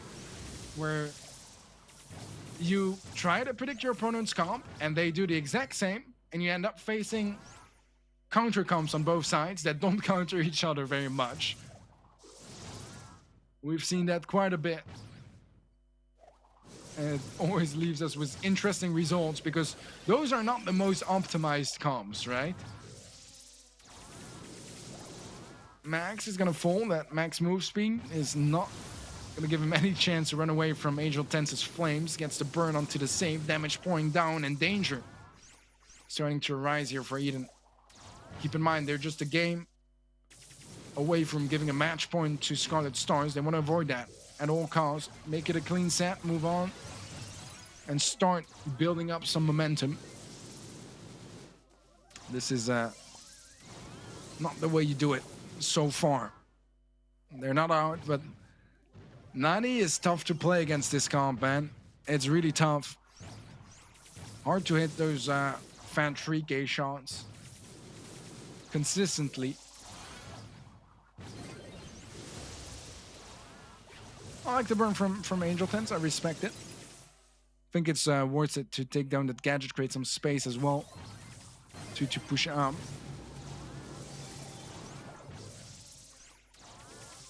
Reliable goes down to Max. Max gets the double as he finds Angel Tens as well. Max maybe was a triple kill, but not gonna find that connection, and this should be match point coming up here. 10 seconds left, no chance, and they'll even close it down. Scarlet Stars, sorry. They tie things up in the set, but in the match, it's a whole different story. Match point now available for Scarlet Stars. I do want to remind you guys that first set was pretty close. Had a draw, then 2 wins for Scarlet Stars. Second set was a 2-1 reverse sweep in favor of Scarlet Stars. This one started off with Eden taking game 1, and again, Scarlet Stars take game 2. Will they take game 3 again? This might be coming true here, I'm afraid. It's tough. It's tough for Eden because they have a lot of opportunities and a lot of chances to actually win pretty much all 3 sets so far, but they haven't won a single one, and that's a bit worrying. I said it earlier, struggling a little bit with objectives and really capitalizing off your kills, but even further that, struggling to follow through with more than 1 game per set. That leaves us in those sad results, potentially, right? It's not over yet, but potentially sad results where you end up losing 3-0, but you actually won a couple of games in there. You just couldn't pick up a single set. It happens. Imagine a draft for a shooting star comp. One team won't get 90 and going other options get countered, more or less guaranteed. Well, that is why you have bans. That is why you have bans, my guy. I mean, I understand first pick advantage, disadvantage, but I think right now, depending on the meta, obviously, it is not too bad. Because on the other hand, when you're last picking, so you're either first picking or last picking, right? Each team is either first picking or last picking. And I think that's, in some scenarios, it's a lot better to last pick, man. You know exactly everyone else that's on the board. You can synergize very well with your teammates, but also make sure that you're well covered and counter as many opponents as you can. So I don't think it's that bad. Honestly. All right, guys, match point for Scarlet Stars. There's a set point here available for Eden as well. If they could win this game, they can start that comeback. They find nice openings, make it a double, make it a triple kill. Nixlow specifically popping off, creating some space for Eden. They have no easy way to dealing with Latrix, but a double pinch is gonna do. Problem of a double pinch like that is that when you have your opponent still alive mid, they're gonna be dealing a ton of damage on your safe, taking it down to 62% already with still more than a minute and a half on the clock. Ray survives there as well, shield making a huge difference. Angel Tens tagged out, nice sprays from Latrix, picks up a double kill. Ray's bit of an awkward position. Nixlow gonna be missing the silver bullet, and Ray's takes him down, gets the double kill, pumping off here at an important time. Latrix still in that strong positioning, trying to heal up, is gonna do so successfully, but he barely just gets full HP that he gets beamed down, and Eden have a chance at dealing some more damage. Nice gadget from Raze, picks up the kill. Max has the mark as well, connects it onto Raze. Angel Tens was the burn onto Latrix, damage coming down on that blue save. Things start to fall apart here for Eden, though they still have a very, very small lead and have some angles to deal damage. They want to close things out here. They want to push things to the next set, not mess about. Latrix goes down, but Nixlow is able to connect the shots, and that is going to be Eden Esport. Not out of the mix just yet. They pick up another game. And at last, they pick up another set. Actually, a first set, right? 2-1 in favor of Scarlet Stars. And this is what I wanted to see. Now, Eden Esports have had a little bit of a taste of victory, right? They feel like they can do this. And that's when we might have a really good match at our hands. I would love to see this going down to a 5th set. Not there just yet, but in the right direction. As so far, Eden starting to slowly get more consistent. And it's paying off, man. It's paying off. What's up, Sinks in chat? Love to see you, man. Manager for Final Stand. If you guys didn't know, I will be introducing everyone in chat that isn't insanely clouded, by the way. So be ready for it. If I know you and you are involved in Brawl Esports one way or another as a coach, maybe as a tier 2 player or manager or caster, whatever, now I'll shout you out. Yeah, there's a lot of delay between you guys chatting and me answering, guys. So I'm trying to read you guys as much as possible, but obviously I'm not going to read chat in the middle of a game because I think the gameplay is probably more interesting than my chatter. And on the other hand, there is delay. So keep that in mind, guys. I'm trying my best. But I might miss out on some stuff. But yeah, stat-wise, fairly close. Every set has been really close stat-wise. And every set, Eden Esports has had more kills than FA Scarlet Stars. But so far, 2 sets out of 3 did go to Scarlet Stars. So things to keep in mind. Trying to build up that narrative, right? So fun that Teddy is reading chat. Look out for a player from SCSA and ANS region 2024. He goes by the name Slicer. He's cracked 2024. Sheesh, that isn't a very long time, my guy. I am not looking for upcoming talent for 2024 yet. That maybe end of 2023 I'll start giving it a look. Is he gonna be 16 in 2024 or what's up? Or yeah. Gem for up next, guys. Some gem grab action. Love to see it. The staple mode of Brawl Stars. I would say Brawl Ball maybe a little bit as well, right? But gem grab is a little bit more iconic and unique in a way, right? Choking coming from FA could be happening. Could be happening. Wouldn't be the first. Wouldn't be the last ones either. But let's not call things too early. We have the beginning of a comeback from Eden Esports. But that's what it is so far, right? Just the beginning. Bans. Jay is asking that in chat. Let's test my memory. We have Byron and Rosa from Eden Esports. And then we had Scarlet Stars going for Buzz and Lola. Is that good memory, guys? Is that good memory? I'm not sure. I might have messed one of them up, but I'm fairly certain about it. Fairly certain. Daddy, I'm dreading my interview coming out in tomorrow's GameStars. Felt cringe. I feel you, my guy. I feel you. Actually, I don't know how much I'm supposed to say this, but I did have to both script and record some voiceovers for GameStars. I am not good at voiceovers, and even more is at the scripting bit. So it was interesting. I mean, I feel like it would it was some brawler tips, right?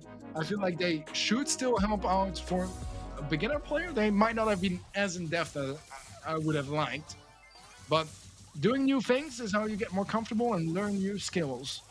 So make the most out of it. All right, game 1 of Gem Grab.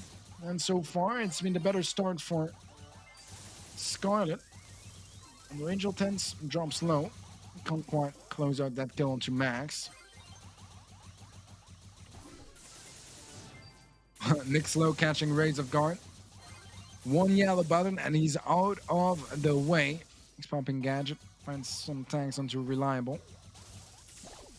Jump in from Race. Picks up the kills. Gets the slow. The anti-heal onto Max. This is huge. Kill comes through and that's going to be a lot of gems. Gems picked up easily by Scarlet.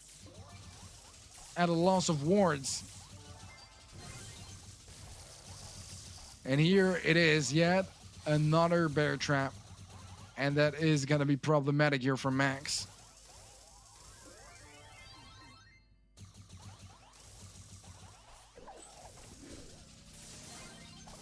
Doesn't get taken down, but it does save the life of Angel. 9 gems for Angel.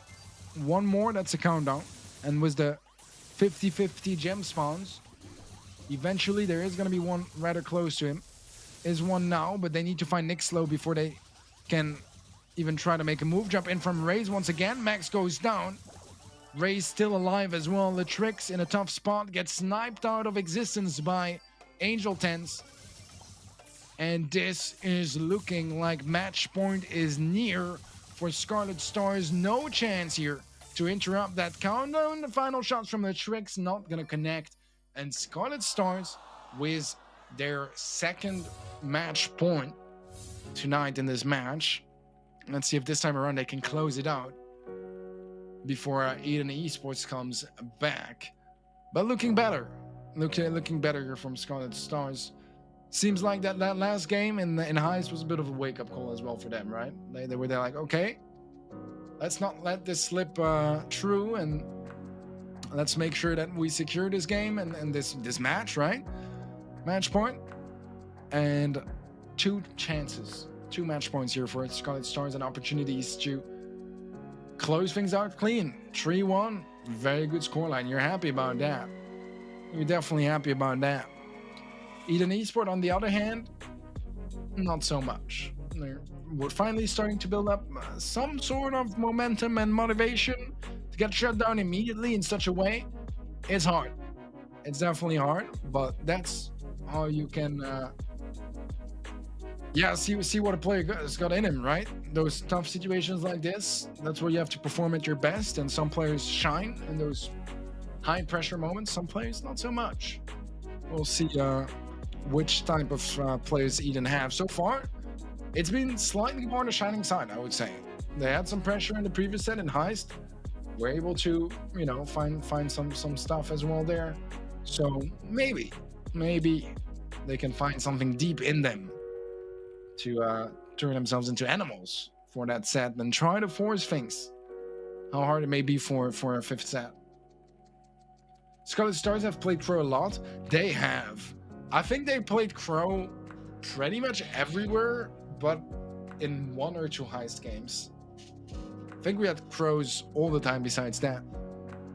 And although I think Crow is a good brawler right now, I don't think he's like a terrific brawler. Like, it's not like a super strong brawler, right? But it's a very decent place. Definitely above average.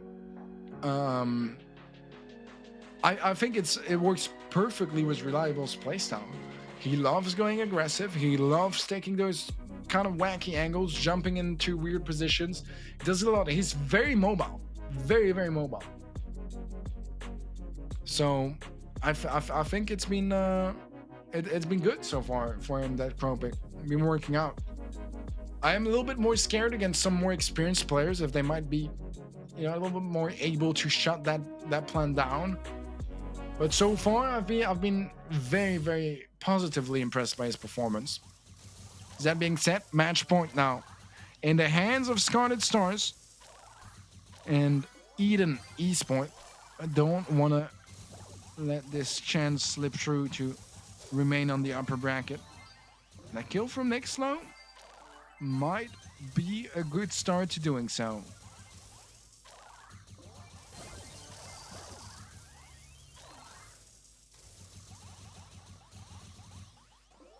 So far, a very good start for Eden. Slow kicking in though. Nick Slow is low, goes down. Raze goes for the gems, but the Tricks is ready for it. Finds the trade, keeps the gems there. I like that he's going for the gems. Usually I'd say, you know, wait for your teammate to come back, pick up those gems just in case. It's safer, it's better. On the other hand, this was just a much safer decision, I think. You know, he already had 2 gems, no matter what. It was not ideal. Kill from Max on the left-hand side, a good opening. And the Tricks gets tagged out right after he pops his gadget as well, so he's just going to be staying low. Actually goes down. Raze might be able to get the jump, doesn't get it in time, as he did not have that super available just yet. Meantime, slowly Angel Tense building up that center control, that gem economy as well. Still quite a bit behind, but that missed super from the tricks and some clever dodges from Angel. And slowly he's closing the gap. However, he's getting overwhelmed. He falls. Nixlo does get slowed. Raze is going to find a 1 kill, but stops there. Nixlo goes down to Reliable, though. But Max is there, and there's nothing that Raze can do but watch those gems get taken away. 1 gem dropped to the tricks once more, so not ideal. Reliable and the tricks trade each other out. 9-9. I'm not talking about the Netflix show. As the first countdown starts here for Scarlet, actually, they pick up gem number 11. It's still possible to tie it up for Eden if they can get those next 2 gems. But without that control, that's definitely not going to be happening. A lot of gems are aggressively dropped on the left-hand side. Scarlet picked them up. And that is gonna be GG's as Scarlet Stars take the 3-1 victory. Eden fought all the way until the end, guys. They fought all the way until the end. There was a really close match, but it does end up being a 3-1 scoreline for Scarlet Stars. They will take this win. We'll move on to the next match against the AC Milan Clash, actually. That's going to be for a little bit later on. Eden Esport, they'll drop down the bracket, joining the likes of Lixa Esport. That's going to be an interesting match as well. A fairly evenly matched, although from what I've seen so far, I feel like Eden might have a little upper hand there. It's going to be interesting, for sure. Going to be interesting. And this is what I looked at this group, went through the rosters, all that stuff. I was there like, okay, Clash, free low. Literally free. They go through, like, I don't see a world where they don't go through to the international playoffs in this group, right? But on the other hand, the 3 other teams, they're fairly even matched. And they can give us great matches like this. This was, in my opinion, a lot of fun to watch, right? Maybe it's been because I haven't casted Brawl Stars in 2 weeks and it's just me, but I thought this was a very enjoyable match. Sure, it's not 2 of the biggest teams in the region, definitely not, but they are decent tier 2 teams that have some competitive experience behind their belt, and they know what they're doing. And because they're both in a similar range, they give us close matches like this that are tons of fun to watch. Very dynamic as well. Very, very dynamic on both sides. A lot of action across the board constantly, and love to see that.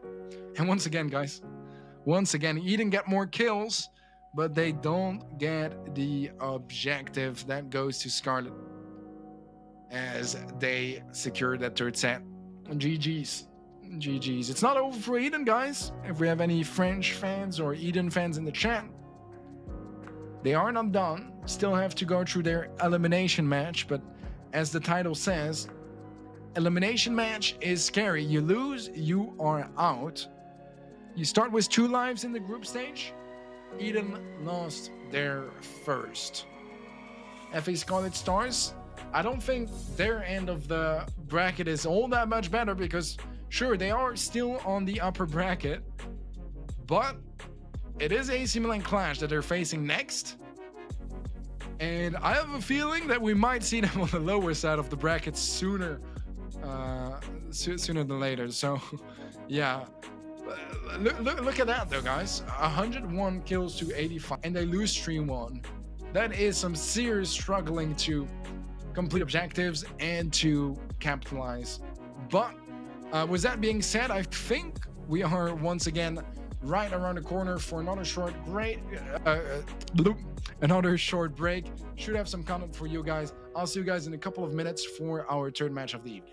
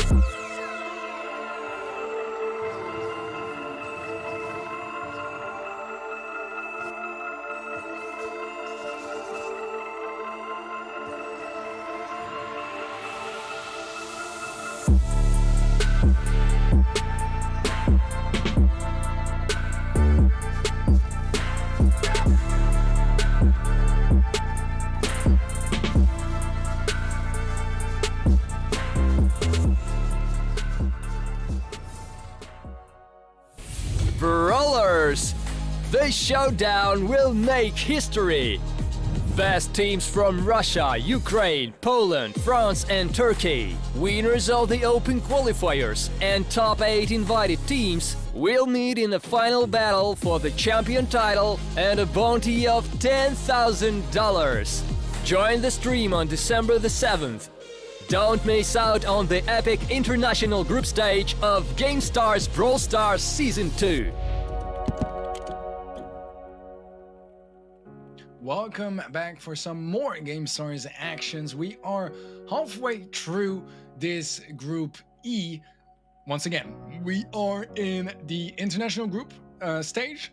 We've gone through a lot of groups already, or Ready Set did rather, last week. Group E starting today.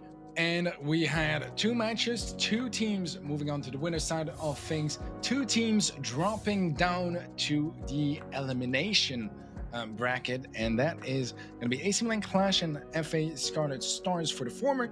So moving on to the winner's match, and Lixa Esports versus Eden Esport is in the elimination match. Elimination match means that you lose, you go home empty-handed. End of your season here in GameStars, and although it is sad, it is the game, right? It is the game. Not everyone can go through. 2 teams will make it out of this bracket.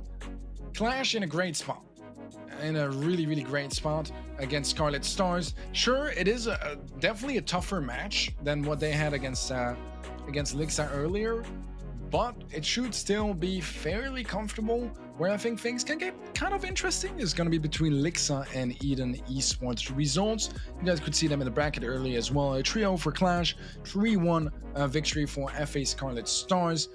Up next is going to be Lixa Esports versus Eden Esport. And at last, we will have AC Milan Clash against FA Scarlet Stars later on. The decider match for the elimination bracket is going to be played next week, along with all the other decider matches. So that's going to be really exciting. Always my favorite day, because it's go home or go to the international playoffs, and I love that. All right, dry season and bounties, where we will be starting off this best of 5. Backyard Bowl in Bromel is going to be right after. Save zone in highs, and if it takes 4th and 5th set, it is going to be gem grab on gem 4th, siege on factory rush. This is your map and mode list for this matchup. All across, I would say very open maps, because both dry season and Backyard Bowl are very much open maps. Factory rush is pretty open as well, actually. Gem 4 fairly open, so long range is going to be the name of the game for this matchup, and I'm down to see it. We're going to have a lot of sharpshooters, I expect. It's gonna be fun. It's gonna be fun. Prediction-wise, I don't know. You guys know I like predictions. So far, I've been right about everything. By the way, I've been absolutely right about everything. But we have some bans actually before that come true. Spike is gonna be the ban for Lixa. We'll have Byron banned by Eden. Fair enough. We saw the Spike ban earlier from Lixa. I think Spike ban. I thought it was to play a lot of tanks. They did play a couple of tanks tanks earlier.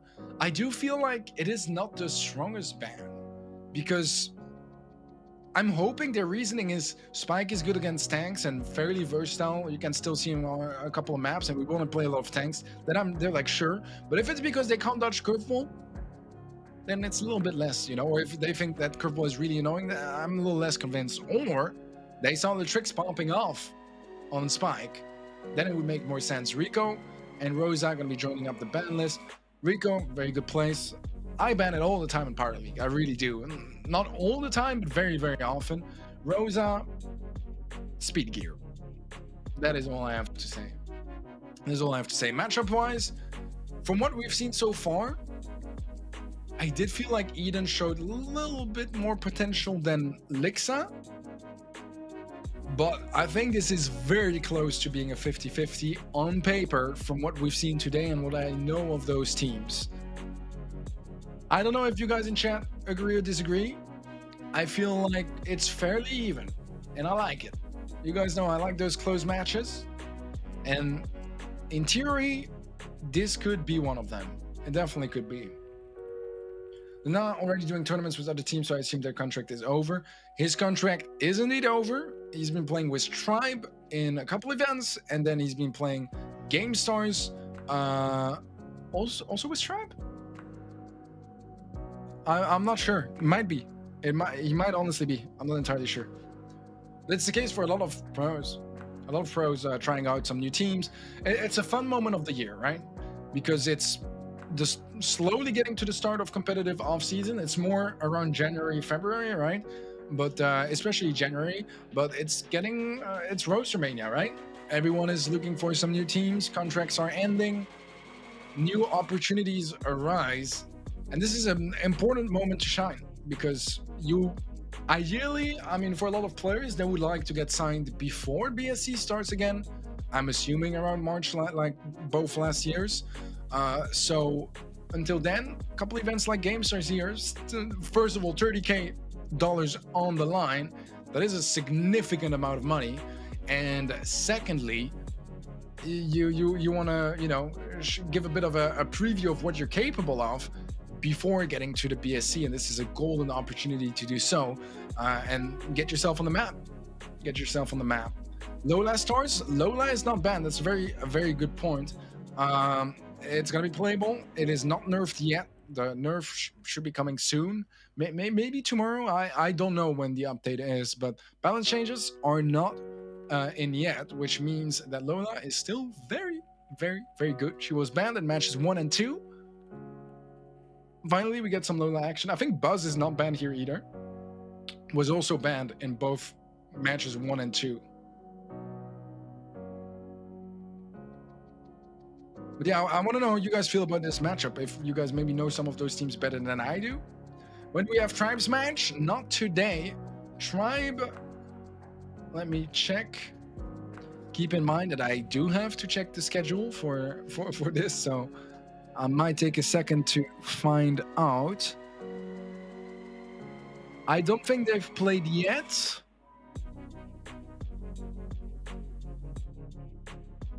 Let me look.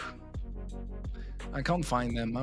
I might just be blind, to be fair. At this point, I wouldn't be too sure. I wouldn't be too sure. Oh, they did. They were in Group C. They played 11 days ago, so they did already play. And I don't have the results actually, but I'm pretty sure they made it through the group. Pretty sure. All right, here we go. Game 1. Blue Star picked up by the Blue Mortis. Fitting colors. I like that. Even though I don't think they're quite as happy about it. This is a bit of an odd stalemate. No one committing to anything just yet.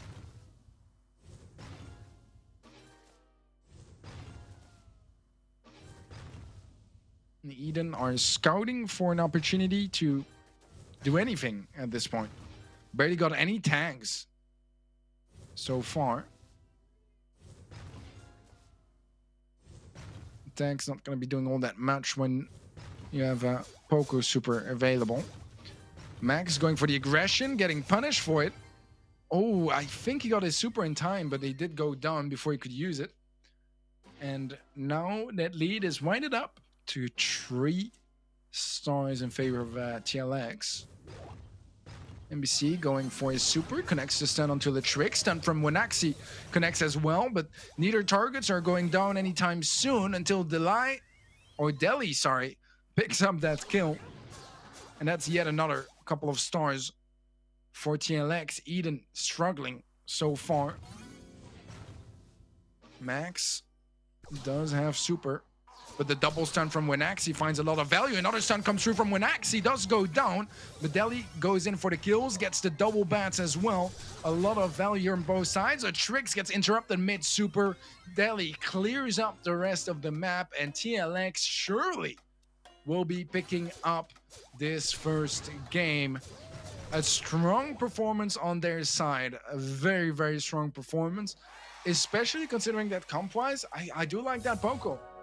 I'm not always the biggest fan of something like triple tank. I think it's very one-dimensional, and they executed it very, very, very well. Always trying to isolate that Poco as well, right? As soon as they have the space for it, throwing that Mortis or even the Buzz to go in for that stun or a dash in and eliminating that Poco very, very well. Buzz probably won't be used since tanks with speed gear are better for aggro plays. Well, I guess it depends on the maps, and it depends on the players, right? And the bans and all that stuff. The Buzz was played here already. There's not that much bush here, so I think that Buzz is a very, very good option for sure. Tribe swept SK. I actually remember that. I was surprised. I mean, SK is not what they used to be. That is clear. But I wasn't expecting a trio sweep either. 6-0 sweep, right? They played against them twice, I believe. I don't know. I heard they played them twice that day or something like that. Maybe they also had a third-party event. Another third-party event. Not sure.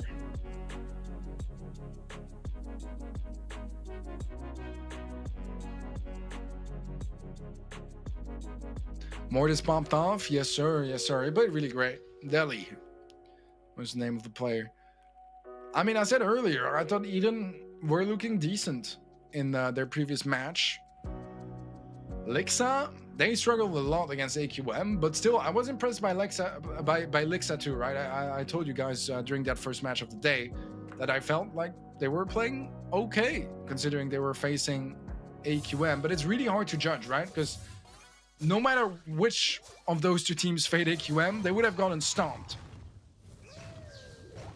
So it's not too easy to make a comparison in a setting like that.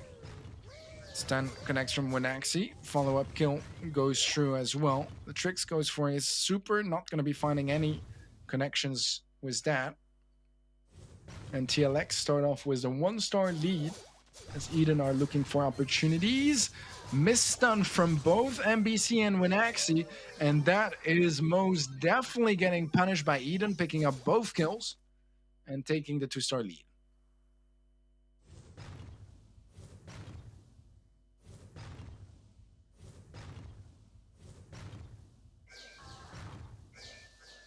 Nixlow has super on the left side, so does Deli. Actually, everyone on TLX has a super as well. Try to capitalize and use that chain that before Eden can find too much value. But no considerable opportunities just yet. Both sides just playing it safe, not taking any risks. They know that with those tanky comps, you can go in at the last second. All you need is to find a kill just before the time ends. You don't even need to escape, but they're going in early and it's paying off big time. Eden not ready, losing 2 players in the process. Nixlow mispools as well. That's not what he wanted to do for sure. Deli does get stunned eventually, taken down, but it's still a 3-star lead for TLX. And Eden need to commit, need to find some kills, not just a one. They need Winaxi or a double kill, and oh, they get it. They get it, both of it, the double kill and Winaxi. And that is going to be giving that game to Eden. All right, interesting turn of events. Interesting turn of events. I didn't really see that coming, to be honest, but I'll take it. I'll take it. We're going to game 3 here already in this first set. A bit of a game steal here. I feel like Lixa kind of deserved to take this one home. But that's the thing as well, right? They went in a little bit early on Lixa's side, which meant that Eden, they had time to get some supers. Lixa used their supers to get those kills when they had their big push, right? Which means that they were left with less supers than Eden. And Eden were able to capitalize, using them very, very well, finding stuns left and right. A nice, you know, grapple or like grab in. I'm not entirely sure how to call that. From Buzz as well, finding that stun on the Frank. Kills follow up, and Eden takes that game away. Why isn't there no jerseys on that wall? Teddy, stop dodging me. First of all, I am not dodging you. If you watch me casting most of the time, because I'm duo casting, I don't read chat at all. I read it on my channel, right? But not when I'm duo casting, which I've done for 99% of the time this year. So, first of all, I am not dodging. I am reading chat as much as I can. But mid-game, I'll be focusing on the game. And to reply your actual question and stop dodging it, there's no jerseys on the wall because I didn't have time to put a jersey on the wall. That's literally it. It's as simple as that. I have a coat hanger somewhere, but oh yeah, it's on the floor. That's why. Because sometimes I have to remove them. But I'll try to put a... I will try to put one during the next break, maybe. You guys can ask in chat what jersey you want on the wall. I have a lot of them. Not all of them, but I have a lot of them. I have 7 different ones, I think. They might be kind of all over my apartment right now, so bear with me if I come find it. I'm not gonna hang it, but I have a couple. I have Flash, SK, AQM, Tribe, STMN, Aphelion. I have a Totem jersey that they sent to me that's on their way to my place. Is it all? Could be all. Maybe there's one I forgot. Could be. But those 6 I have at home. And there are most of them are with player tags as well, which I'm very happy about. So there's like the player name behind, and most of them are from players as well. I think so. Totem are sending one, which I don't think is gonna be with a player name. Maybe, I'm not entirely sure. I like talking about jerseys a lot, guys. So I'm not gonna stop until I'm done, or until we have a match, I guess. But the Aphelion one is Kayuzira. The SK one is Semantic, but I don't think his name is on it. I think it was his reserve jersey, but it is his actual jersey. The Tribe one is Dragus, also his. The AQM one is Lenaz, obviously. But there's a couple more. There's a couple more. All right, here we go. Blue Star immediately picked up by TLX and Eden. Looking to punish them early on. No opportunities just yet. Besides that stun that does not connect from Nixlow. That is a big deal, because that would have been a sweet kill if it did. And Deli gets the pull, gets the kill. TLX kick things off with the 3-star lead. Supply drop picked up by Winaxi. You'll see it very often. The tick going for the supply drop, just because he's gonna find so much kite damage across the entirety of the game, and he can play it very safe behind walls, even against something like a Buzz. Not always able to get in range. Will do it now, but that's my next point I was getting towards. Tick has so much utility nowadays to deal with some of those close range brawlers.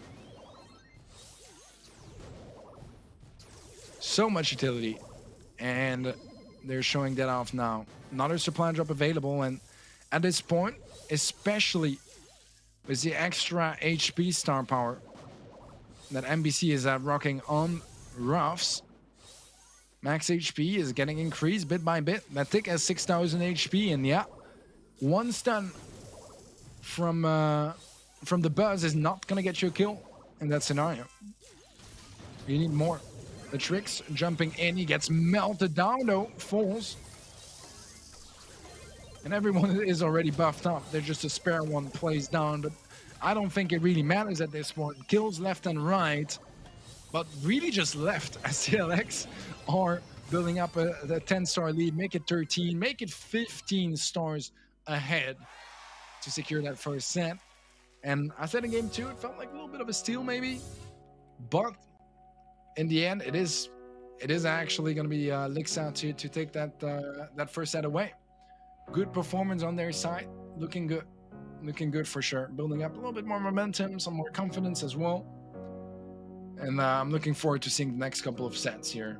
They should have Spen's poster behind, like an actual just poster of Spen, or does he have a poster that I should have too? But I upgraded my setup so much. Look at that. I used to only have the gem grab gem, the spike, the showdown skull. I think that's it. And obviously the Pikachu. I'll show it back in a second after the highlights as well. Got a lot more stuff. Worlds, very nice merch-wise. It was one of the many things I was looking forward to, and I was not disappointed. Honestly, for Worlds, I was not disappointed about anything. But I'm rambling. All right, well, that was a dominant last game, though, from TLX. It's important, because if you win a close game, I mean, sure, you know, you're going to build some confidence, you're going to be happy about the result, but it was close. And your opponents, their morale is not going to be so destroyed, right? Because they know that they can still absolutely win the rest of the match. Here, it's a bit more of a statement, and I think you can see it in the kills as well. Just winding up the advantage a bit more. Trying to get in Eden Esports' hands. And we'll have to see what Eden's response is to that dominant statement from Lixa in the first set. Despite it being 2-1, it was very much in their favor. Very much in their favor. All right, Backer Bowl is going to be up next. Some sweet Brawl action. And once again, a lot of open maps. So we'll see how they perform here. It was fun though. The first set was fun. So I'm hoping that those long-range brawlers, they're gonna work out nicely here. Maybe we'll have something different though.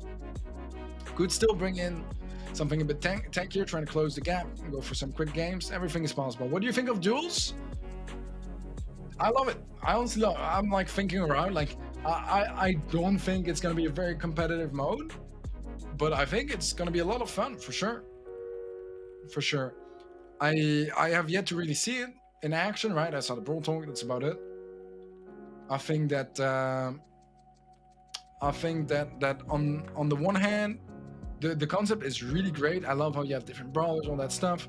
On the other hand, there's gonna be some rock paper scissoring, right? Just because you only pick 3 brawlers and you might end up lucky in the rotation where you face them, all that stuff. What my main concern is, where I think they can adjust it, and I don't know if it's going to be good off the bat, is the gas, you know, like the showdown gas that pops out. I hope it's rather quickly, because otherwise you might end up having some very long rounds, which could not be the most fun. But getting back to fun is GameStars as we move on to set 2. Brawl definitely is quite fun. Quick opening there from TLX. Might get traded out when Axie is low HP. He's not going to be surviving that poison. Falls, but Deli is going to take the walls with him. Reddick was his teammate, right? He's not the one that fell. It's going to open up possibilities and the map a little bit more.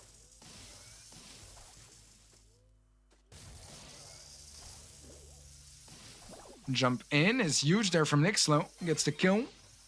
It's a little bit of value on Deli as well. Deli does fall eventually. When Axie's clone is low HP, but when Axie is low himself. And we finally see Lola at play as well. And we finally see Lola at play as well on both sides. Crow, mirror matchup as well. Only difference is going to be the Piper versus Bell. Different philosophies of how to address the sharpshooter question. Kill from the tricks. Eden creating a little bit of space. Now they need to capitalize. Max, that was a bit of a scary gadget from him. Not using it as cover either.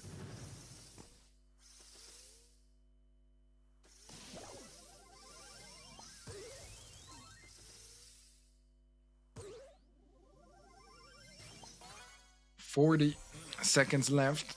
New clone popped in by Max. Gadgets as well. Trying to create a bit of a safe position on the right hand side. Max gets tagged up anyways, and Deli just doesn't miss. Despite the clone being in the way, he consistently hits those shots. Those are some precise snipes from Deli. And it's capitalizing for his team. Overtime, getting close. Both comps fairly even in overtime as well.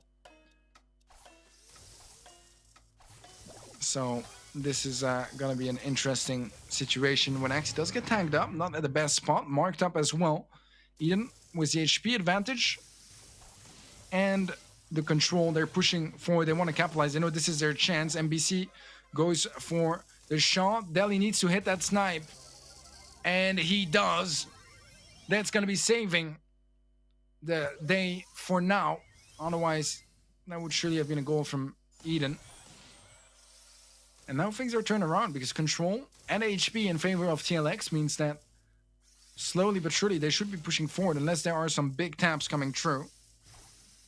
Which so far there hasn't been. Deli gonna get slowed maybe? No, Max is able to pick up the ball. It was a good shot. When Axie pushing forward needs to dodge here. We'll be healing up, and that's enough to score. All right. TLX not messing about.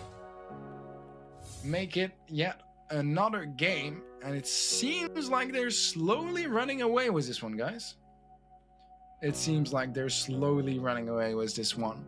Now, by any means, it's not over yet, but it's getting to a point where Eden Esport, they can't just think, okay, we got a couple of sets, we got space, it's fine, we can come back. We're looking at a second set potentially here for Lixa. And Eden, they're not looking to have any of that, right? This is the elimination match. You lose, you are out, your GameStar season is over, and you're going home.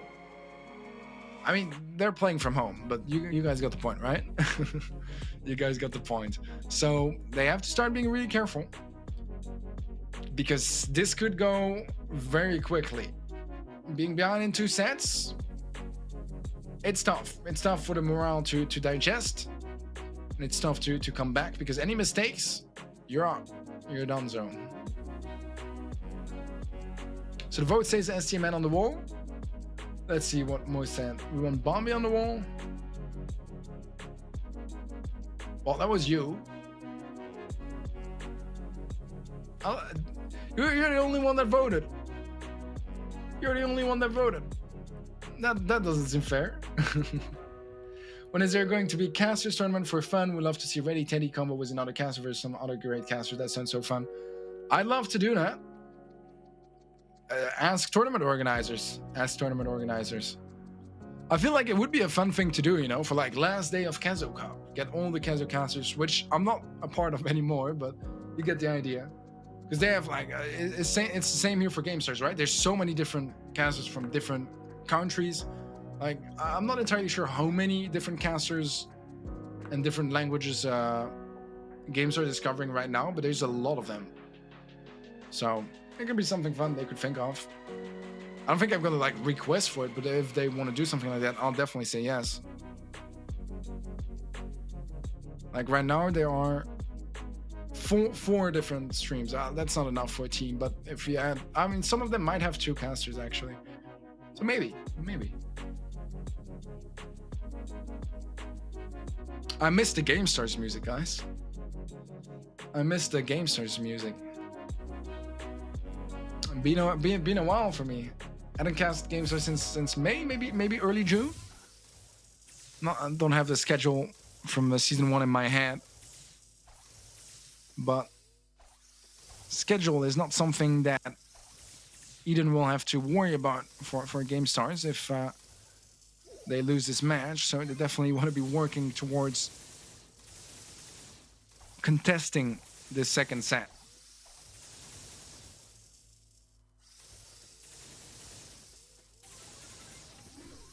And so far, so good for TLX. Really nothing to worry about. Good to go for the shot as well instead of just walking it in, because you could give away a couple of ticks of damage, which could help Nixalo get his super for next time.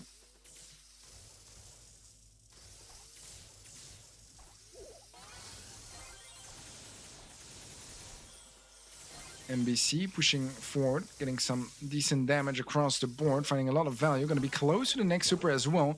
Gets the kill, does get traded out by Nixalo. I think he got his super though, which is going to be better than the situation they were in before, to be fair.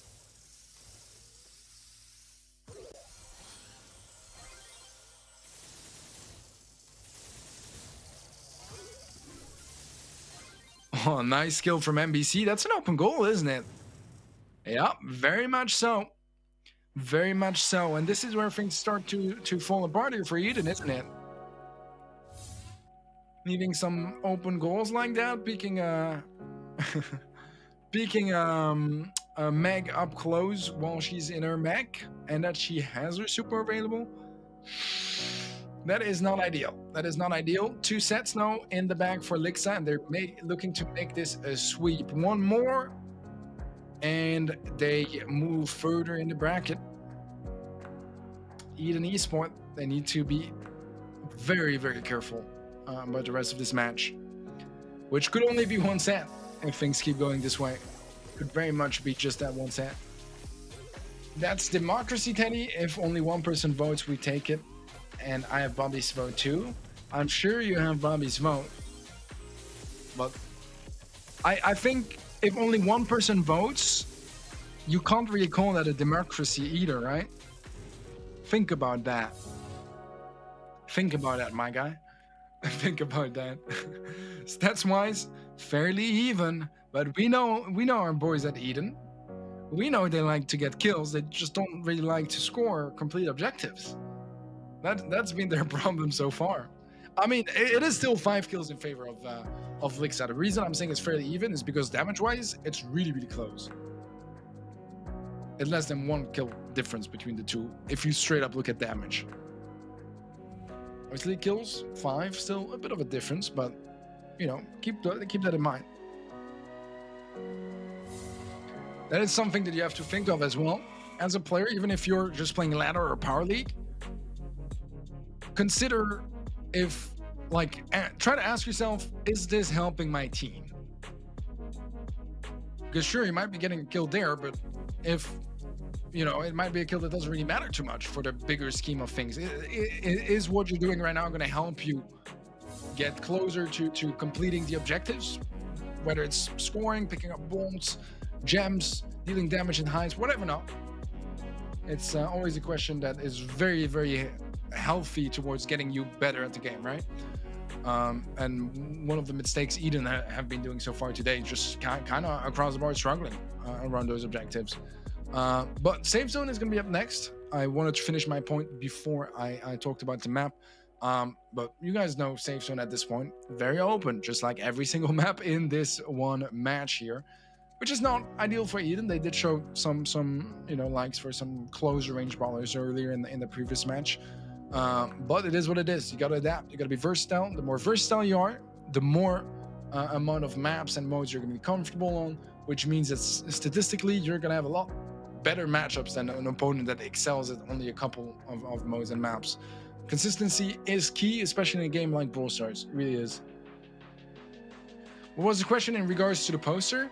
I didn't really understand what you were asking. Like, do you want a poster of Spen in the back of my room? I don't know if I have that. I don't know where to get them in the first place. If you send me one, I might occasionally hang it. Maybe. That's my answer. Very much. All right. Couple of tags coming true. I love how Winax, he doesn't even bother about the Lola. Just going for shots for people where he know where they are. Max is very low HP. MBC can find him. It's quite big. Helps him get his next super, creates some space to deal a little bit more damage.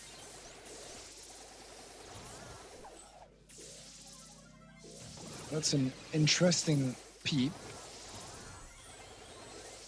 Doesn't really do that much, to be honest. I mean, it gets MBC low, but it's not like he was really doing much anyways, since he doesn't have his mech yet. So damage wasn't exactly something extremely worrisome.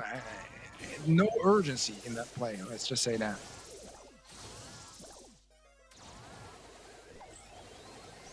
Ellie was the healing station and some nice damage coming true. Nick Slow, not going for the super on the player, wants to keep it for the save. Finds okay value out of it. I mean, it's pretty decent value actually, but considering they're still behind by 35%, not exactly game-changing just yet. The Deli is taking a substantial hit as the healing station, not going to be using it just yet.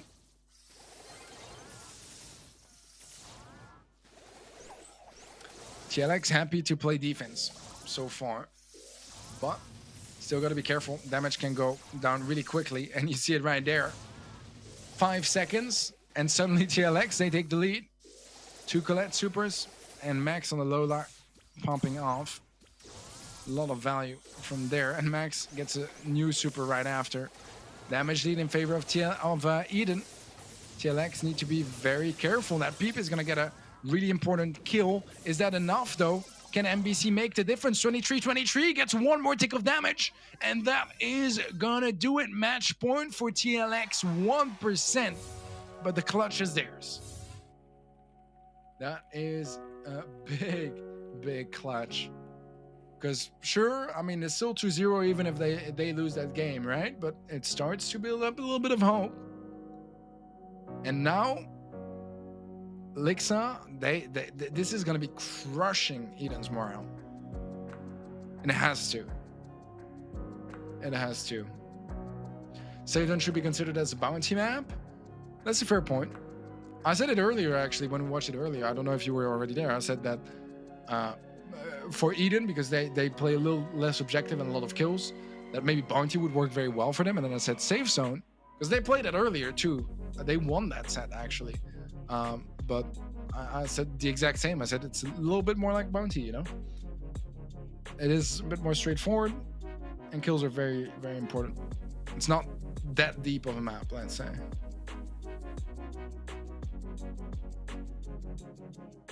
It's a little more simple than some other maps for heist. Oh, by the way, whenever you see me looking at on the side, I am just looking at chat. In case you guys dare to tell me I don't look at chat, every time I look like this, I am reading chat, guys. I'm reading chat. No worries, Derek. No worries. I saw someone asking earlier if this was streamed on Twitch. I don't believe so, but I might be wrong, but I don't think so. I feel like it's not. Maybe. But I don't think it is. All right. match point. TLX. This is their chance to escape death for today. I mean, for this week, rather, right? Until the elimination matches, the decider matches will be at the end of next week. I believe Saturday and Sunday, but don't quote me on that. Peep coming true, and he's gonna go for the TP. Yep, TP in, and he's locked down that left position. It's gonna be quite annoying to deal with. This is why Rico as well is quite popular on this map. Besides the fact that Rico is very strong. But a great alternative is obviously Nani. You can just TP back there. In a very safe spot. With Nani specifically, you can get some nice curved shots on the sides to get some sweet tags on some opponents trying to push you. Try to keep the health advantage.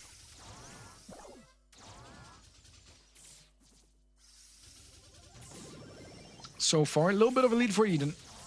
Not by a long way, but a little bit. BC is very low HP, pumped his gadget, but it's not going to stop him from being low. He's going to lose the mech. And now TLX have a chance of finding a little bit more damage. Positioning is good, and the damage is more than good. Missing a shot at the end, just before going down. I feel like maybe MBC should have tanked that. I'm not sure. What I am sure of is that Matrix is here to cause some trouble in the back line. That healing station is very annoying to deal with. It does remove quite a couple of angles. Still a little bit of a lead in favor of TLX, but nothing too substantial. It's going to be about getting the right timing on those final pushes, as there's not going to be 10 chances. Eden have the man advantage. This should be their moment to make a play, and a play they will make. 3% lead for Eden. TLX, if they want to go straight through the bracket, well, look at that. They're going to do it, and they're going to do it in time comfortably as well. TLX are not quite going home. Eden will be the team of this group to go home today. TLX, they're not out of trouble, don't get me wrong. They're definitely not out of trouble, but they have a little bit more time to prepare for their next match. That's going to be against the loser between AC Milan Clash and FA Scarlet. So that is going to be our last match of the day. 3 out of 4 already, man. Time is flying. Time is flying. I hadn't casted since Worlds, and it's fun to be back at it. It's fun to be back at it. I haven't solo casted for a gig in forever. I mean, I do KSO, but I re-chat all the time with KSO. It's barely casting. It really is. All right, good stuff. Good stuff. Let's check some of the highlights of this final set. But TLX, that was a clutch game, man. That was really clutch. The second game was fairly close as well. I mean, it was definitely very close. They just completely destroyed them in the last 10 seconds.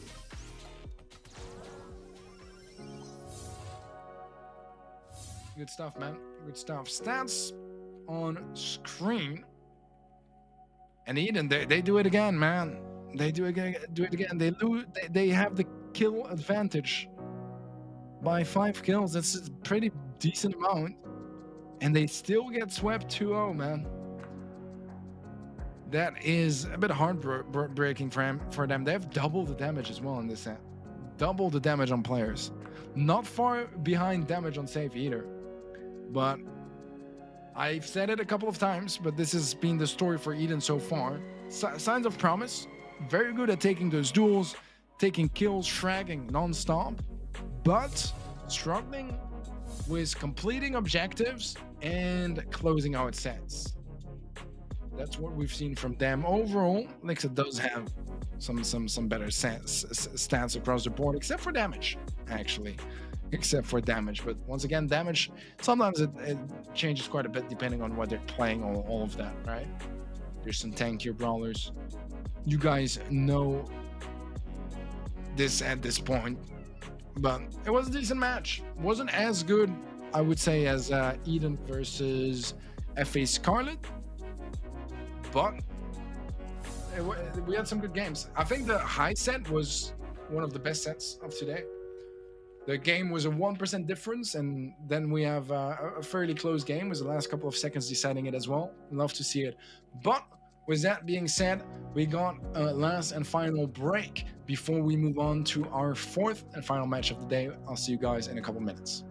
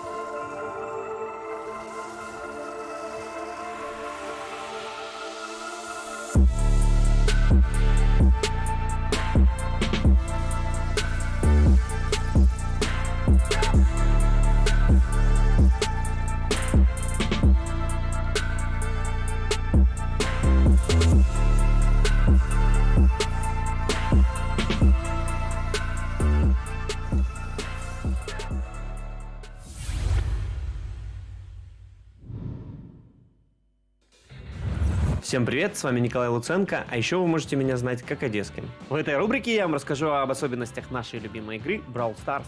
Давайте же посмотрим, что я вам приготовил. Сегодня мы продолжим наше знакомство с персонажами, и на этот раз у нас Спай. Легендарный боец класса Разрушитель. Главное преимущество данного персонажа — это его обычная атака. Во-первых, она бьет по области, во-вторых, очень маленькая КД между выстрелами, соответственно, укрыться от нее максимально сложно, закидывает за препятствия, в общем, спамит мама моя дорогая. Постоянно работает по зелени, где очень сложно спрятаться и отрегениться противнику будет, ну и, соответственно, закидывает туда периодически свой супер, еще и поддерживает себя кактусом, как раз таки продлевая себе жизнь и может наносить большое количество урона и делать вреда сопернику. Благодаря своим ключевым особенностям этот персонаж достаточно популярен во многих режимах, таких как Pro Ball, Hot Zone, Haste, Siege и даже Bounty. Твой противник будет крайне рад увидеть в пике данного бойца. Нет. Это все на сегодня. Надеюсь, что мои советы помогут вам во время предстоящих матчей. Смотрите применение этих и не только фишек на наших прямых трансляциях.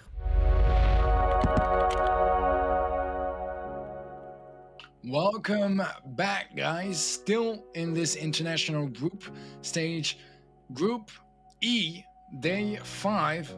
I think I've said everything I could have said so far to set you guys, in the middle of it here.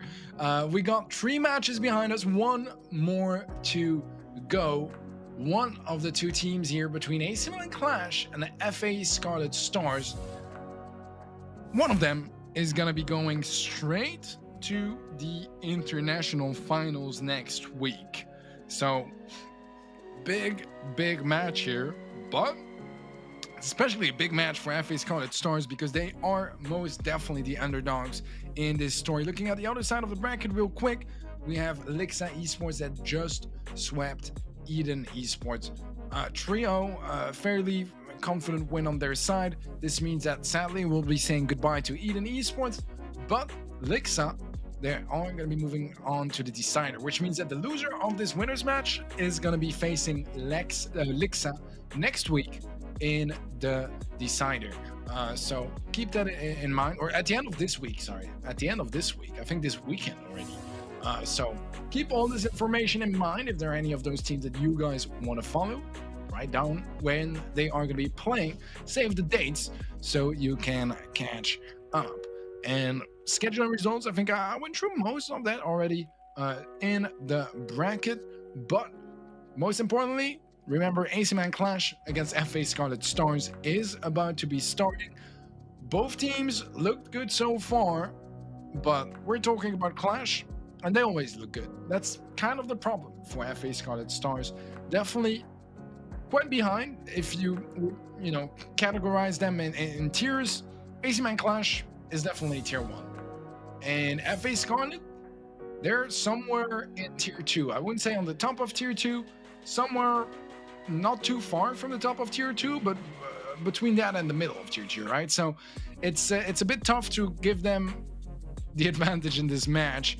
Most definitely won. Maps and modes, guys. Safe zone and highs to kick things off. Pinball Dreams for Brawl Ball. Ring of Fire in Hot Zone. Factory Rush for Siege. And then we'll have Shooting Star for Bounty. So keep all of that in mind. Best of 5, best of 3 like the rest of the day. Just trying to give you guys some context if you are just tuning in or weren't paying the most attention before that.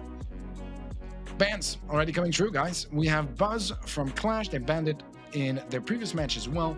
Lola banned from FA Scarlet. I think that makes sense. We know that Clash don't ban Lola. They're happy with playing it. And FA Scarlet, they know that they might get Lola diffed if they leave it open. I think it makes sense to get it out of the way. Pretty straightforward so far. Nothing too unexpected.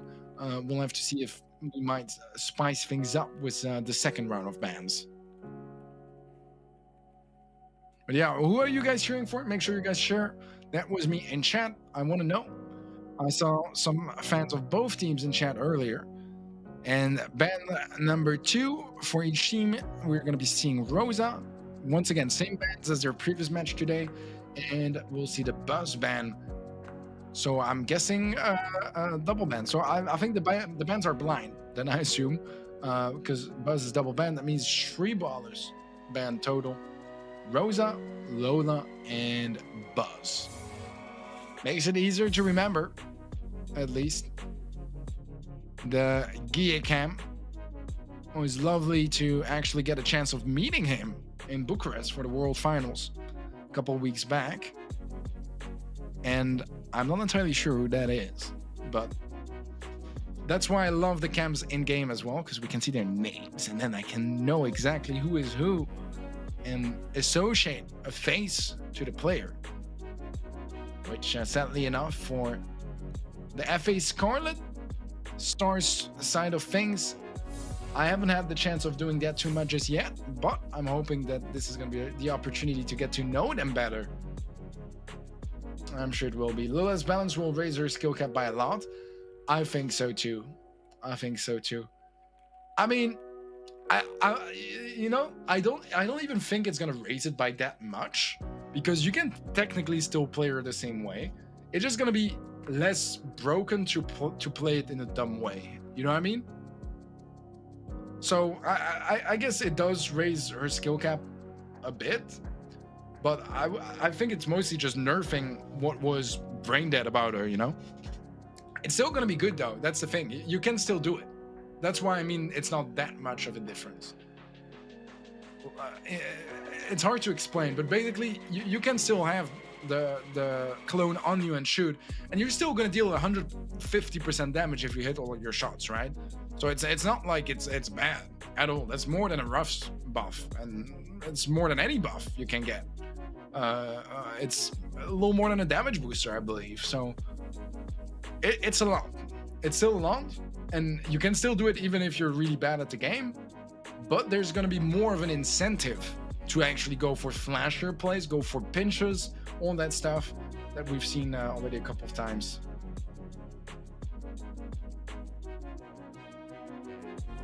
What's up, Seko? Welcome, welcome. Rosary, what's up? Divi, welcome back to maybe a couple of you guys. I love seeing some familiar names in the chat. Makes me feel at home. Makes me feel at home. Well, I am at home. That is actually quite literal as well.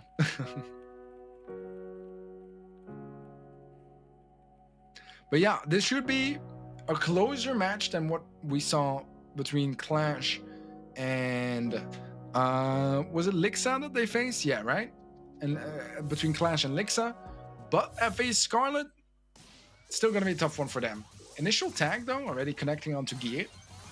That's gonna be rather nice for FA Scarlet.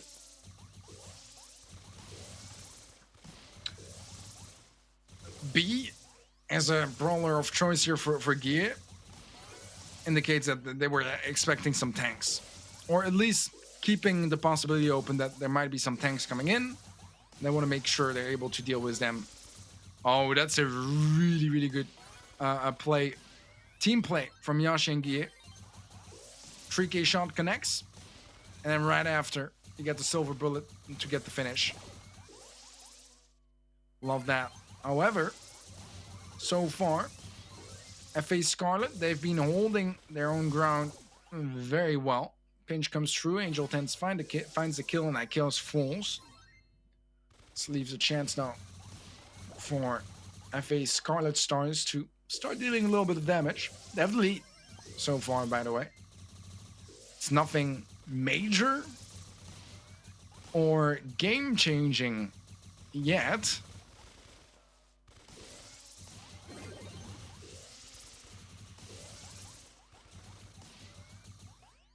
And a kill from AQM opened things up a little bit. Oh, Chaos, oh, he does go down.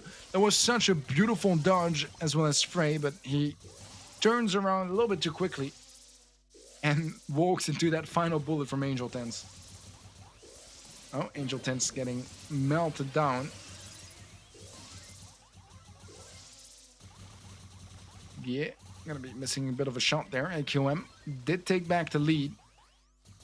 If there is a chance for FA Scarlet Stars to make something happen in this match, it has to be starting right now and right here. Because this is one of Clash's weakest modes. From far, actually. Their weakest mode, where they've been struggling the most this year. And Scarlet Stars need to use that to their advantage, but it doesn't seem to be working out. As although there is a bit of space here, there's no time, and damage is not going to be dealing itself by itself, is what I was going for. A bit of an interesting sentence, but you guys got my point. And that's already game one for AQM. And that's not ideal. As I mentioned, it's one of the worst modes for Clash. Consistently throughout this year, they struggled on it. So now Scarlet Stars, they really need to punish them in this set. Doesn't start like that though. Doesn't start like that. Why Yoshi did not play in Worlds? I don't know how secret this is. I don't think it is, but I'll tell it anyways. So Lena was supposed to be playing the round of 16 and quarterfinals, and Yoshi was going to be playing semifinals and grand finals. But because they got knocked out in the quarterfinals, I don't think I need to explain more. Yeah, Yoshi didn't get the chance to play, sadly. But he was supposed to. It's just that they decided to keep him for semis and grand finals, right? Teddy, I should get an iPad which has 120 hertz or Rock phones which has 144. That's a tough question. I think that for me, what you need to look at is what do you need? Because no matter what, it's going to be expensive, right? But if you have already a decent phone, then, and maybe you need something, you know, that for productivity, like, you know, a computer or an iPad that you could use for school or whatever, now, get the iPad.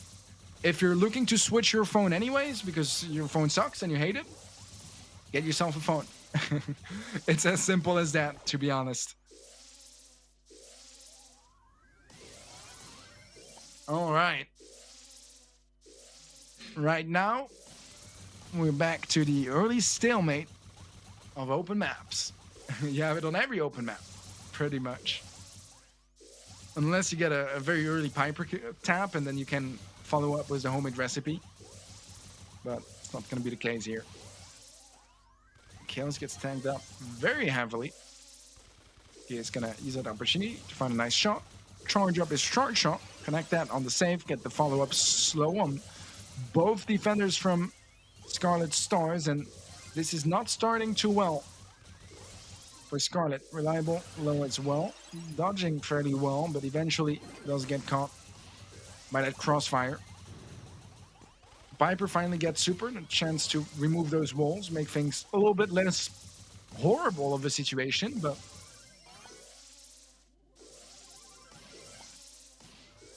those taps from Guille almost gets the follow-up.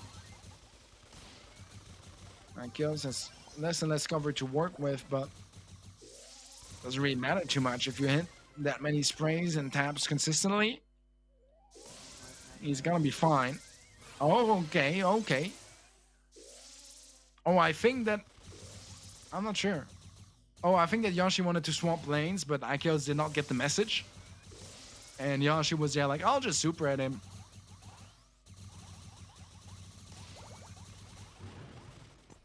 Chaos taking a bit of a hit. Although it does make sense. Yoshi is kind of right in this situation, right? There's an open side and a closed side. You don't really want the Rico on the open side against another, against the Colt and vice versa, right? It doesn't make too much sense. But it's Clash. And making sense, they don't need that right now. They're still going to be dominating no matter what. And in this game, guys, Scarlet, they did not even touch AQM save. Not even a single tick of damage. And that's what I call dominant. That's what I call dominant. All right, set 1 going to Clash. And it's their weakest game mode, guys. Now we're getting into the juicy bits for Clash.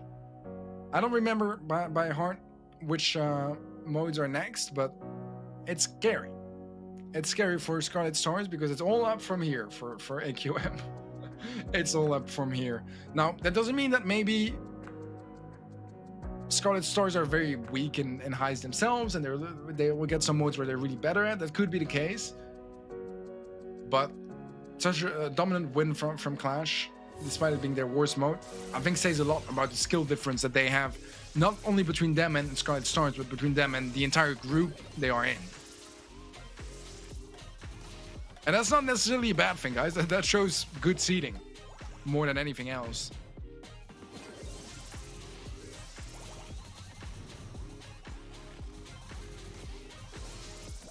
AQM looks scary. They look like AQM, Tribe has name. They really do.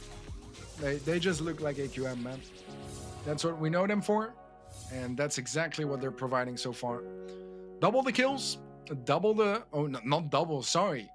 Like, what, 5 times the save damage? A little over that. And overall damage, not that much higher, but it's all about capitalizing. It's nice to find some openings, to find some kills here and there, some damage. First of all, with that little of a damage difference, it's a statement that AQM got double the kills. Not only that, they got like 5 times the save damage. Shows that first of all, they're better at closing out those kills rather than, you know, just getting someone low and not being able to finish him off. But also, they're better at converting that into a tangible resource, which is damage on save. The objective, as I like to call it. All right, let's look at those comms. I like everything I'm seeing so far on both sides, but oh, that was a TP. I thought he went down. That was a TP. That's a goal, guys. That's a goal already. 30 seconds in, and I was saying earlier, I didn't remember which game mode was going to come up next, but Brawl Ball is not what Scarlet Stars were hoping for. Let me tell you that much.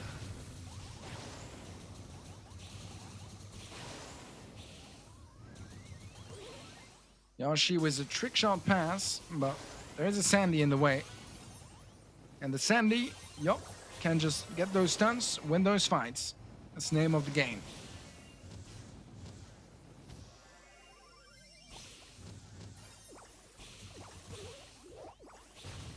Ooh, nice stun. Oh, can they actually save that one? It's not gonna happen. I thought that Yoshi picked up the ball for a second. I think he did.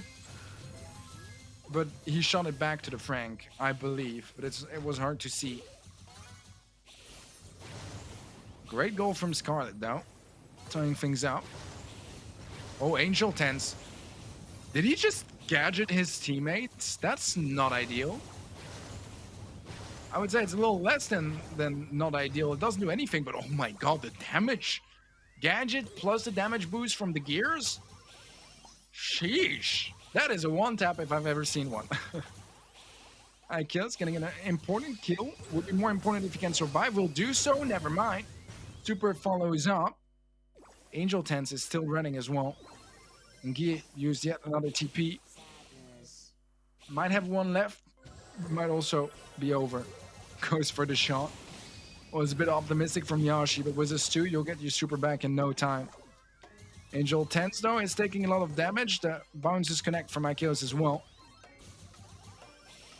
Interesting trick shot again from Yoshi. Oh, but an even more interesting bounce from Akios, making it a double kill. Angel Tense does fall next, and Yoshi scores it in. AQM take the first game of Brawl Ball. All right. Not as comfortable as I expected, but still, a win is a win, and it's going to clash 3 in a row. Starting to build up momentum, and slowly Scarlet Stars are going to be getting worried, getting a little scared maybe. I mean, I feel like looking at the elimination bracket and the decider match they would get against Lixa, I think Scarlet Stars are still in a decent position, even if they lose this one. It's not the end of the world. It's really not. I think it's like 60-40, 70-30 even against Lixa, right? If they play well, Scarlet, they should have that any day. But they don't have to. That's the thing. They don't have to if they can win against Clash. So hopes are still up. I would say that, you know, I said earlier, yeah, it's 1% chance that the underdog story happens against Clash. In a matchup like this, I would say it's quite a bit higher, maybe 10%. And that's considerably higher. It really is. Might not seem like it, but it definitely is. And we have a push coming forward. Not going to be the case here. Trick shot from Yoshi as well, just for style. Not quite a trick shot where it goes around the player. It went through the Mortis, which isn't as exciting. But a trick shot is a trick shot, and you got to appreciate it. You do. And Reliable is done. He is dead. There's nothing he can do about it at this point. Yeah. Oh, he's waiting. He wanted to get a trick shot of his own. Okay, I see how it's done. I see how it's done. Yoshi falls. Angel Tense with a 7-9 kill actually gets that kill, but Raze is going to be quick on the trade. Ooh, Guy went for the play. Did not work on. Was a good attempt. I think it would have been nicer if you just finished the game instead of trying to go for a trick shot.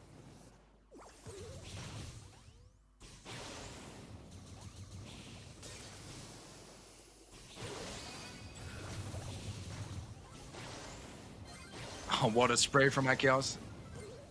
And follow up ace as Yoshi closes out the kill. And here you have it at last. AQM find that second goal.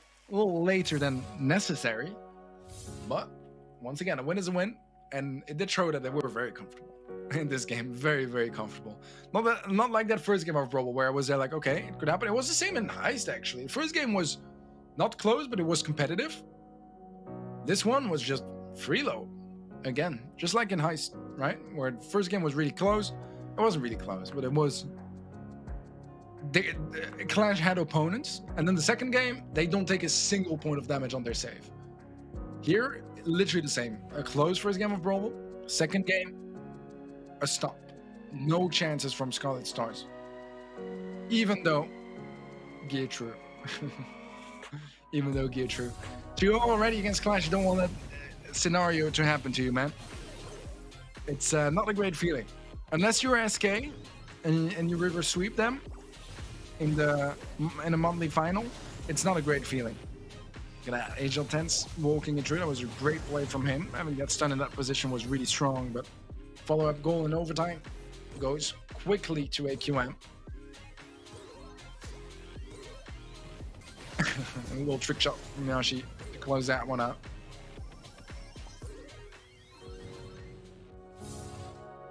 All right, Brawl is behind us. And this is dominant stats, man. Triple the damage, 4 times the goals, almost triple the kills. I mean, you don't need to be an analyst to analyze that. You really don't. You really don't. But we are already in for Hot Zone. I like how quick every single game has been loading up so far today. I appreciate that, especially when solo casting. And so far, Scarlet have a decent start, which is interesting. Hot Zone is a very good game mode for Clash, actually. Very, very good. I can't go too deep in my analysis of Scarlet. I simply don't know how good they are at each game mode, because I haven't had the chance to watch them enough in the last couple of months. It's a bit more of a mystery. So far, it's what's been working out the best for them. Pretty much the first time they've had the lead in the entire match, maybe a little bit in the first Heist game, but only for like 20 seconds, you know? However, Control is in favor of Clash, and right now AQM, they're just cycling through those respawns, and this is a problem here. Scarlet Stars, they're not really playing as a team. They're pushing one by one on different parts of the map, dying, giving time for Clash to heal, instead of going through with a 3-man stack, trying to find one play they can single out. Raze does get the pull now onto Yoshi. Kill follows up. But now this is even a little overkill, because they used both the super from Tara as well as the loose super just to get that one kill. That's all utility gone, and that pool could have been really useful elsewhere, because right now match point is coming up and it is most definitely in the hands of AQM.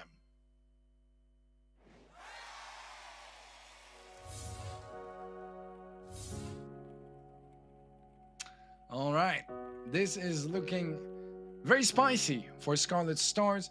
As I said earlier, it's not the end of the world if they lose this one, because they'll go to the elimination bracket, and in their decider match over there against Lixa, I do feel like Scarlet Stars got some very good chances, but still, they haven't won a single game so far. Even Lixa did win a game, actually. I mean, it was maybe a bit of an odd comp against Clash, but who knows? Who knows? Looks like a juicy decider match if it gets to it. I'm actually maybe talking a little too fast. It's not over yet, right? Match point for Clash, but I just don't see the world where ASML and Clash get reverse swept by FA Scarlet Stars. That's the thing, right?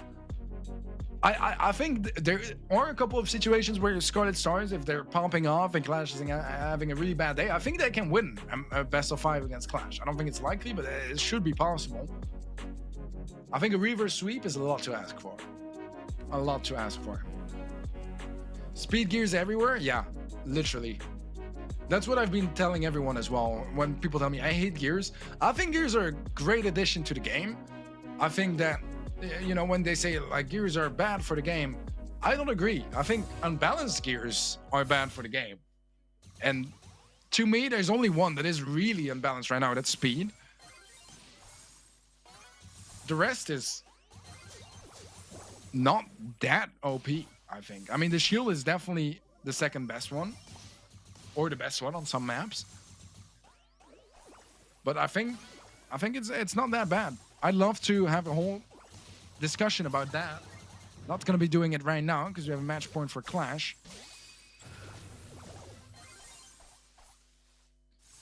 And unless Scarlet just AFKs in their base and gives up, I don't think I'll have time to have this conversation.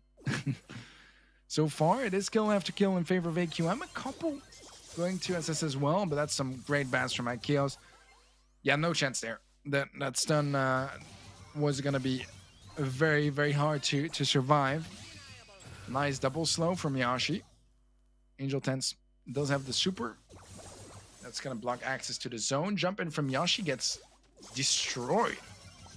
Absolutely destroyed. Ikeos gets frozen. I think Gadget was played, maybe by Angel Tense as well. Well, in time to save his life. 58% capture for AQM, roughly 30%. But Scarlet are catching up. Problem is, they only got the Lu alive. He has no cover. And is healing up in the bushes now. So, control back for the Spanish. And the snipes are important from Guille. A little less against Reliable, maybe. Scarlet are slowly catching up.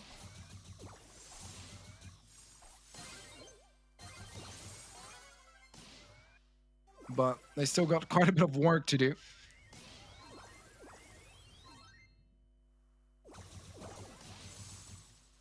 And it seems like AQM might have some different plans. Maybe it's time for dinner. And Chaos is hungry. 5% more, and that's gonna be about it for this match. In fact, for all matches of today. As AQM get the clean sweep against FA Scarlet Stars. A good performance from AQM. Flawless pretty much across the day. They lost one game. And honestly, it was more comps than anything else. So great stuff from them. Pretty much what we expect, to be honest. We said it earlier. They're the titans of this group. The minute this stream started, I said, I think Clash is just going to go to the playoffs, and Scarlet Stars are my second favorite to do so. So far, that's pretty much how the day has gone through. I'm not saying that as if I'm a genius of predictions. Really not. This is some very straightforward stuff. But it is worth mentioning. And it is pretty much how the day went. Really. Clash domination. And then we say goodbye to Eden.